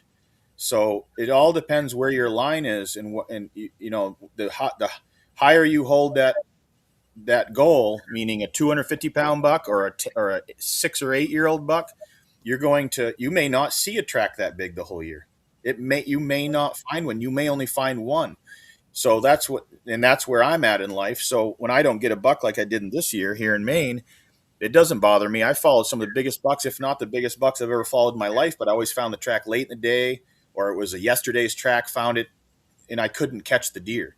I wasn't able to catch up to the deer, but it was, but driving is the most efficient. I will walk some ridges or walk some areas myself because I'm like a black lab chasing a tennis ball. I can't stop. Like I can only sit in a pickup so long and I start to chew the paint off the door. I have to go and get in the woods and put some miles on. Now it's easier for me to walk if I drive and look for a track. If I go walk, do a couple really long days, especially when you start to get in your 50s or get a little older, it's a little bit easier to sit in the pickup than it was when you're 30 years old. But I still find myself wanting to be in the woods, but you're reducing your chances of you're exposing yourself to less tracks by walking than you are driving. Okay. For sure. All right. I think this came up earlier too. Hunter Hunting 01. Why do people in the Northeast mostly use the pump guns instead of bolt actions? In my opinion, it's mostly just it was a trend started by the Benoits, as far as I know, and they actually Larry Benoit started with a semi-automatic Remington and quickly switched to a pump gun. Now, the reason I think a pump works so well is your target reacquisition. So you have recoil. I'm going to get my hands to where I don't know if everybody can see them. So you fire and your gun goes like this. Well, you're going to pump. You fire and you have recoil and you pump in the same action. And when you push that forward, you're reacquiring target. Now, I know that sounds silly, but if you do it enough, you'll notice it's almost seamless. You just bang, bang, and you're pumping while the recoil, you're pushing the pump forward when you go to fire again, and it's very fast. I believe most guys that I've been around can shoot a pump gun faster than a semi-automatic accurately. I'm talking accurately, not just pull the trigger. I do think most of the deer I kill is on the first shot, not all of them, but most of them. So you probably could just grab a single shot or a muzzle loader or a bolt action and go track deer. But it's just it's almost like I'm trying to think of the word, but a cult. It's like a cult following. It's just we love pump guns. They're probably one of the poorest manufactured guns on the planet. They're not anything special. They're just a stamped out receiver. They're really nothing special, but they work well for what they do. You have a fast follow up shot. They Sure. balance really well to carry. And I think most of us just do it because our forefathers and Larry, it's basically a cult. I mean, I don't believe it gives you any significant advantage. I really don't. There are some places over in the East Coast too, not Maine, but like Massachusetts and such, that have outlawed semi-automatic guns, and it kind of just leaves pumps or bolt Yeah, action. but yeah, you could use pumper bolts and but yeah, I mean they get some really light guns out right now. I think Weatherby just came out with one that's 4 pounds, and I know Howa has one that's 4 pounds. That's a pretty light gun. That's 2 pounds lighter than a pump gun. So if you want to, if you don't want your fingers to fall asleep while you're carrying a gun all day long and um, get carpal tunnel carrying a deer, carrying a rifle, buy one of those really light bolt actions. I'm sure that would be fine. But I enjoy the pump, and in my opinion, it's it's because my joke is Lanny did it, so I'm doing it. Lanny Benoit's the one that I look up to and always have since I was a kid, and that's Larry's son. He's Larry's oldest son, and his style resonates with me. We wear the wide brim hat. I always have since I was a kid. Wear a wide brim hat, um, and we just he Lanny carries a pump, so I carry a pump. Yeah, I hunted with Lanny this year. He's a very fascinating person. That man right there is, yeah. I'd say that's you said it the best. I mean, he is very humble. He is more humble than I'll ever hope to be, and he has done some pretty amazing things in his life. On all, he is he doesn't even know it. I've talked with Lanny a lot of hours, and he is just a major league athlete, and he I don't even know that he knows that. Like that guy would jump deer for the fun of it. He would push them and jump them, and then talk to the cameraman, then shoot the deer, you know, and then go. He used to wait for the drivers in Eagle River because Skidoo, his own team, was telling him it was making all the other teammates look bad, and they were all driving the exact same snowmobile. So he got to be known as looking over his shoulder, waiting for his own drivers and slowing down so he wouldn't beat him. And he won multiple Eagle River national championships, and he his reflexes are major league. When you get to that level, like at a NASCAR level, you'd have to have very good reflexes. I was always the best in all the land, fastest, but when I got to the major league level, I went and tried out for major league ball. I was not that level, and in my opinion, Lanny is. All right, I'm gonna pull up another one here real quick. This is from Steve-O77. Do you have target bears from last season you plan on hunting? I'm assuming this next season. Yeah, there aren't too many that big ones. There's one called Jelly Belly that I'd like to see again. I think he's still alive. We still have one. I believe Nantucket's still out there somewhere, and I believe that bear to be over 600 pounds. Jelly Bellies depends on this next year. They're going to be fat early, so Jelly Belly could be 550 to 600. And we have a new crop of 300 pounders every year, and most guys are pretty happy shooting a 300-pound boar. So a target bear for me is any adult boar that's 300 or up. And some of them will only, some bears aren't heavy. They aren't fat. I mean, it's just like people.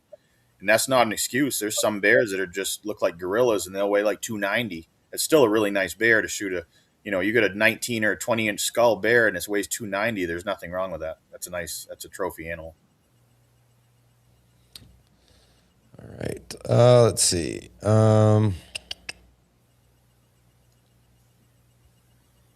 This comes from Matthew. He asks, "Do you still trap?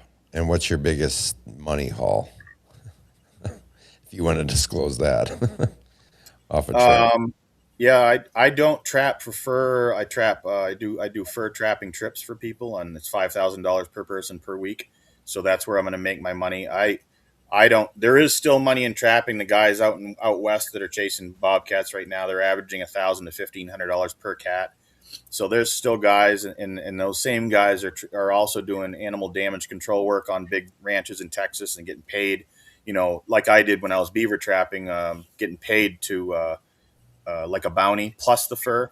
But in Maine right now, I'm not in a position where I could go out and beat, what's it cost to buy a truck now? A new truck is, you can't afford to replace your equipment 100,000. Yeah. Yeah, so I don't trap for fur. I trap beaver to get them out of my roads that are on my lease, and I trap the beaver for the carcass also, because the carcass we use for bait or for food for the dogs. But I do not trap for fur. Um, I My biggest money haul was never, it was never big. It was just never. I don't even know what big is in the trapping world, but I do. One year when back 15 or 20 years ago, I do remember, because it was fun for me, because the beaver used to be the dollar, in 1640s, I think was when the Hudson Bay Fur Companies was started, and the beaver was the dollar. There was no such thing as a dollar. The dollar didn't exist. It was beavers. They traded beaver hides. It was like a form of money. And so I always thought it would be neat to grow up and make a living doing what off the land, doing, from what I'm doing, trapping or hunting or guiding. And I trapped beavers that year and took the fur check and bought a sawmill. And that's my biggest claim to fame in the trapping is I actually bought a sawmill with the cash from my beaver hides. Wow. Which was fun for me at the time. It made me feel like a pioneer, whatever you want to call it, because not many people can say they went and caught enough beavers to sell the hides to buy a sawmill. All right, let's pull up one more quick question here, and this is from KJD for PSU. How many weeks should a hunter plan to dedicate to their first 200-pound deer, and what's the quickest one of your hunters has killed? The quickest one. Have you guided for whitetails as well? So the deer hunts that I do, I advertise for guided hunts, and I haven't had anybody hire me yet to do a guided tracking hunt. I do I do guided tree stand hunts. But what I found is really popular, and I've been selling this the last 3 years. This will be the fourth year. Is I do an off-grid a tent camp, but it's a DIY hunt where I hunt with them. See, I would never mix business with pleasure. There's a lot of outfitters that hunt while their hunters are in camp, and I won't do that. I don't believe in that. I think it's not classy. This is an exception because it's a do-it-yourself hunt. I'm just there as a father figure to feed the stove, keep team morale high. If it gets below zero, I've lived off grid, and it's second nature for me to live that way. Whereas most guys are pretty much out of their element, staying in a tent in the middle of nowhere. Mm-hmm. So, anyways, so I do. It's not guided, but I sell that hunt, and it's the most popular, and it's really fun because it brings back the old deer camp style that that's pretty much dead now.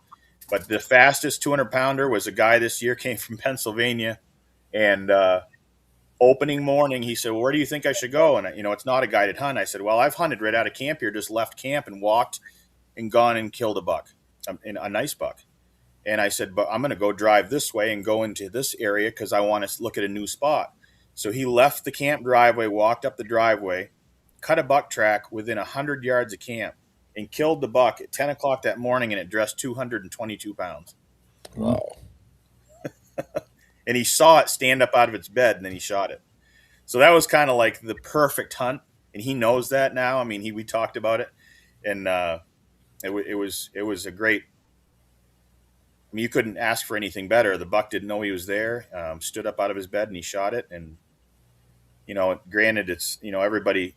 A lot of guys will make fun of us because we think 120-inch or 130-inch or 140-inch deer is big, and it's not big. Like, oh, I passed that, and I that's fine. I'm happy for those guys, but I'm not interested in guys that are gonna make fun of a guy shooting a 130-inch deer.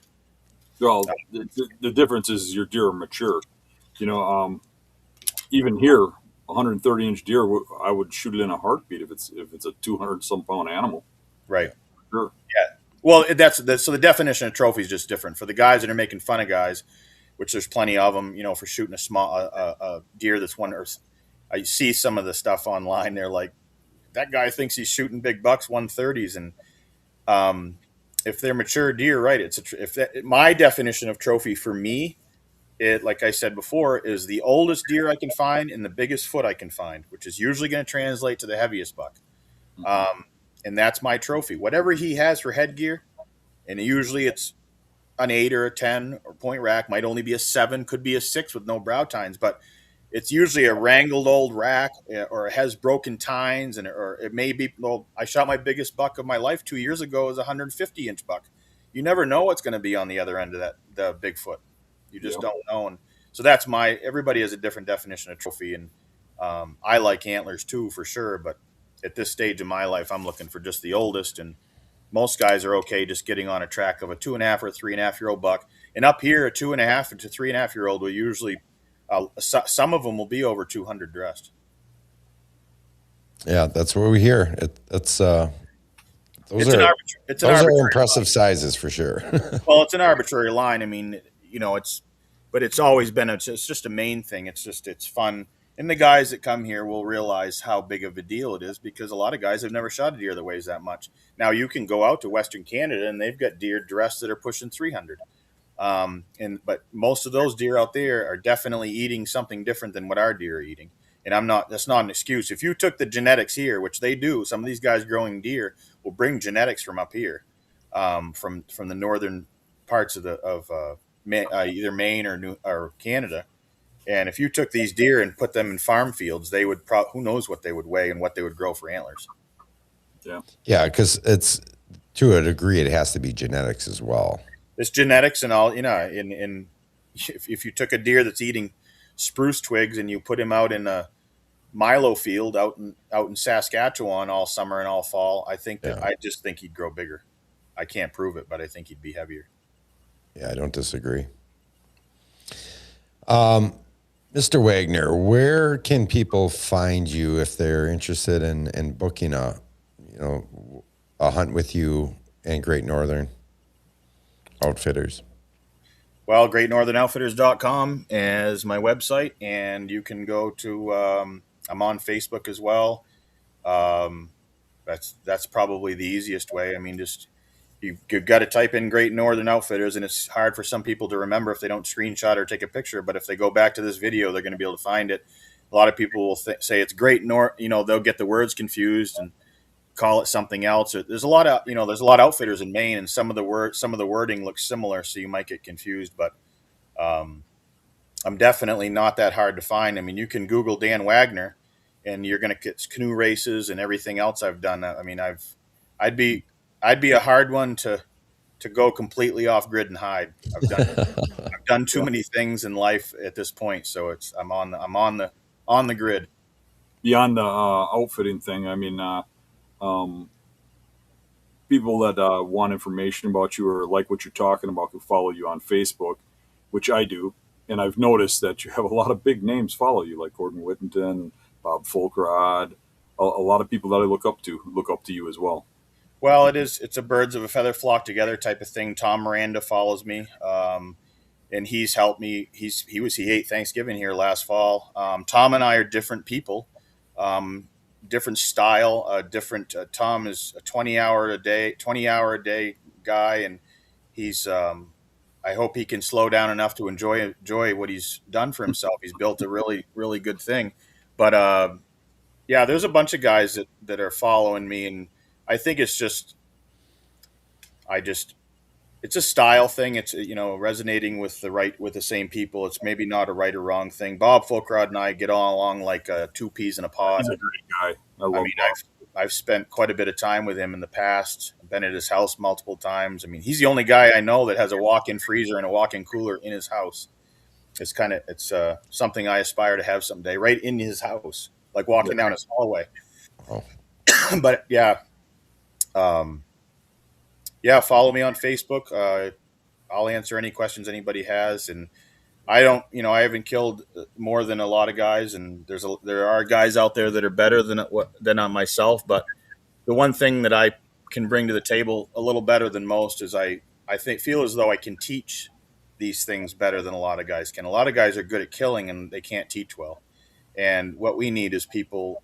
I'm interested in first-time hunters, first-time guys that want to go kill their biggest, a northern buck, And those are the guys that I'm talking to when I'm talking about boots or what you should wear or how you should do this tracking. And I learned all this stuff, some of it on my own, a lot of it from Lanny Benoit. I mean, if you follow Lanny and do what he says in his book, which is what I did to kill my first buck, my first 200-pound buck tracking, it's really not rocket surgery, but you got to be driven. I mean, you have to be positive, and it's just not going to be easy. But there's ways to shorten that to make it easier.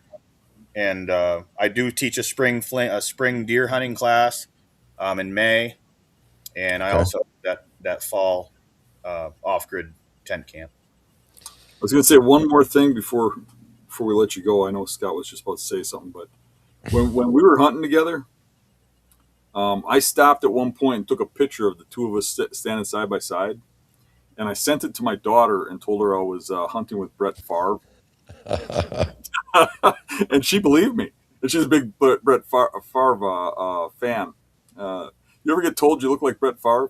So throughout, I had one guy take a picture of me thinking I looked like Matt Damon. I had another guy said he swore I looked like Chuck Norris, and he took a picture of me at a different outfitting camp when I was younger, and I wasn't guiding for myself yet. I've gotten Chuck Norris. I've gotten Brett Favre. I don't know why. And a lot of people, they say, you look familiar, but it is. I don't really know what that is. And it's very, and this is going to sound like I'm tooting my own horn, but I'm okay with that. And I'm not afraid to do it. But if I'm sitting in a room and there are pets, dogs, or children around, you know who they come to? Me. Brett Favre. Every time they come to me. And I don't even like dogs, but they'll always come over and drool on my leg, and the children will come over and crawl all over me. Now, to me, that's just a sign. Why are they doing that? They just got a good aura. You've got an aura. Good aura. My wife gets so mad because I can go outside and I sit on a chair with some cookies, and raccoons will come out of the woods and eat the cookies out of my hand. And she'll go sit in that chair, and they'll look out of the woods, and they'll know it's her, and they'll take off running.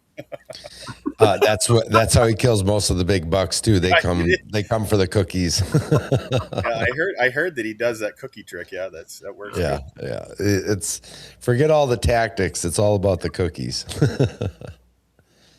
I knew there was a shortcut. That's what everybody's looking for, is a shortcut. And and I feel bad for the guys that came here tonight to look for some magical potion that we were going to give them to kill deer. Give it to them. It's just a matter of they have to listen, and it's not as easy as what they think. Well, it isn't as easy, but it's actually easier. Everybody has it, right? They don't even need to buy it. Yeah, nothing you got to spend money on. It's literally it doesn't when you to rewire DNA takes time. You have to continue to think the same thing over and over. And it becomes an obsession, especially on a deer hunt. Dan knows this. It's, I always joke, is it OCD if you take the D off? If it's not a disorder, then it's just obsessive compulsive. Yeah. If I'm steering obsessive compulsive behavior in a positive direction, is it a disorder? Well, essentially that's what you're doing when you trap 951 beavers in a season with another guy. You have a problem, Houston. Like, you have a problem. It's OCB, Dan. It's obsessive compulsive blessings. Yeah. So basically, people just keep on thinking positive and keep on rewiring DNA, and just you can quantify everything I'm talking about. It's facts, and you'll eventually. You keep earning carbon credits, like I told Dan, and eventually they'll cash in. And some guys are like, I can't believe it was that easy. Well, you might be a while before you earn the next one when you get an easy one, but it just comes to, I've killed too many things too easy, and I don't know why. It's just I always think I'm going to win. I say it over and over and over again. It's like, what makes me walk 2 miles in a swamp in the dark to get to a tree is because I absolutely believe I'm going to shoot my target buck that day. And when I don't, I get up in the morning and go and do that again, because I absolutely believe I'm going to shoot my target buck that day. And that's why when I do shoot it, it's because of all that belief, and because it pushes me to do that. And I keep doing it because I keep believing. It does. It will eventually, it has to happen. You're just praying the whole time without actually saying, I'm praying. You don't have to say the word prayer. All you need to do is ask for a positive outcome or think for a positive outcome.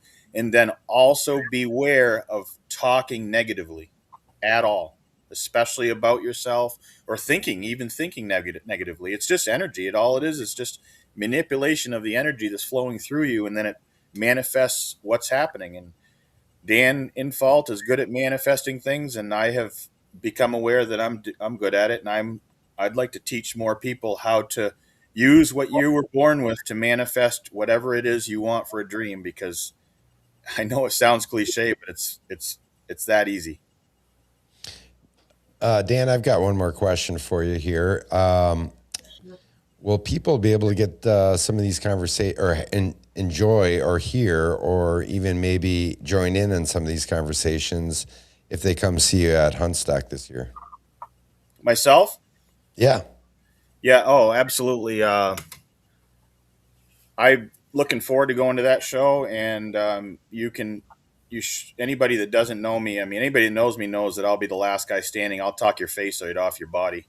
I could talk right now for the next 2 or 3 hours on these subjects. It's just I know that we have a time frame and we need to stop and get done with it. But to keep people, a few people from falling asleep. But yeah, at Huntstock, I'll talk with anybody about anything, and I'll be available there. I will have a booth there, and there'll be a gunsmith guy there that's going to I'm assuming he'll be at the booth more than I will, but I always keep my phone number on a plaque there. So if someone wants to call me or talk about something, and I'm over talking to Dan or talking to Lanny or whatever, then I can go back and address, but yeah, I'll be available there. I'm not that hard to find. I mean, if you Google Dan Wagner, Maine, you should be able to find me, even if you don't remember my business name, or just come to this video and find me. It's not that hard. Sure. All right, Dan. Well, we greatly appreciate you taking the time tonight. We've gone here nearly 2 hours and 15 minutes, but people have been hanging in real tough here throughout the night, and lots of positive comments, some great questions coming in from everybody. So I think as people get to see this episode, they're going to appreciate and maybe even re-listen to it. If you were tuned in tonight and you were conversing in the live chat, go back and watch this one again here, because there's a lot of nuances and things that I think you're going to pick up that Dan talked about, both Dans talked about, that are going to apply to both hunting and your life as well. So we appreciate that greatly. I appreciate you guys having me on for sure. Absolutely. Appreciate that. What do you think, Dan? A lot to unpack there. A lot of good stuff. Yeah, actually, this is a very fun conversation. A lot of times with me, just talking deer hunting is kind of boring. Me and Dan always have great conversations, so I love having him on. We'll have to do this again sometime. Yeah, I mean, I know it was a conversation that we don't always have, but I think it related really well to many aspects, and I think people are going to look back at this and be like, you know what? Yeah, some of that does make sense, and maybe I should think differently a little bit, or digest things and in a different way, and see how I can apply it to my hunting and to life. So fantastic stuff. Looking forward to coming back again next week for another episode of the Beast Report. I hope you guys enjoyed it. We appreciate you as always. Make sure, if you have not yet subscribed, you're doing that now. And then make sure you go over and follow Mr. Dan Wagner at Great Northern Outfitters as well. So we'll see you guys soon. Dan will talk as well. See you, everybody.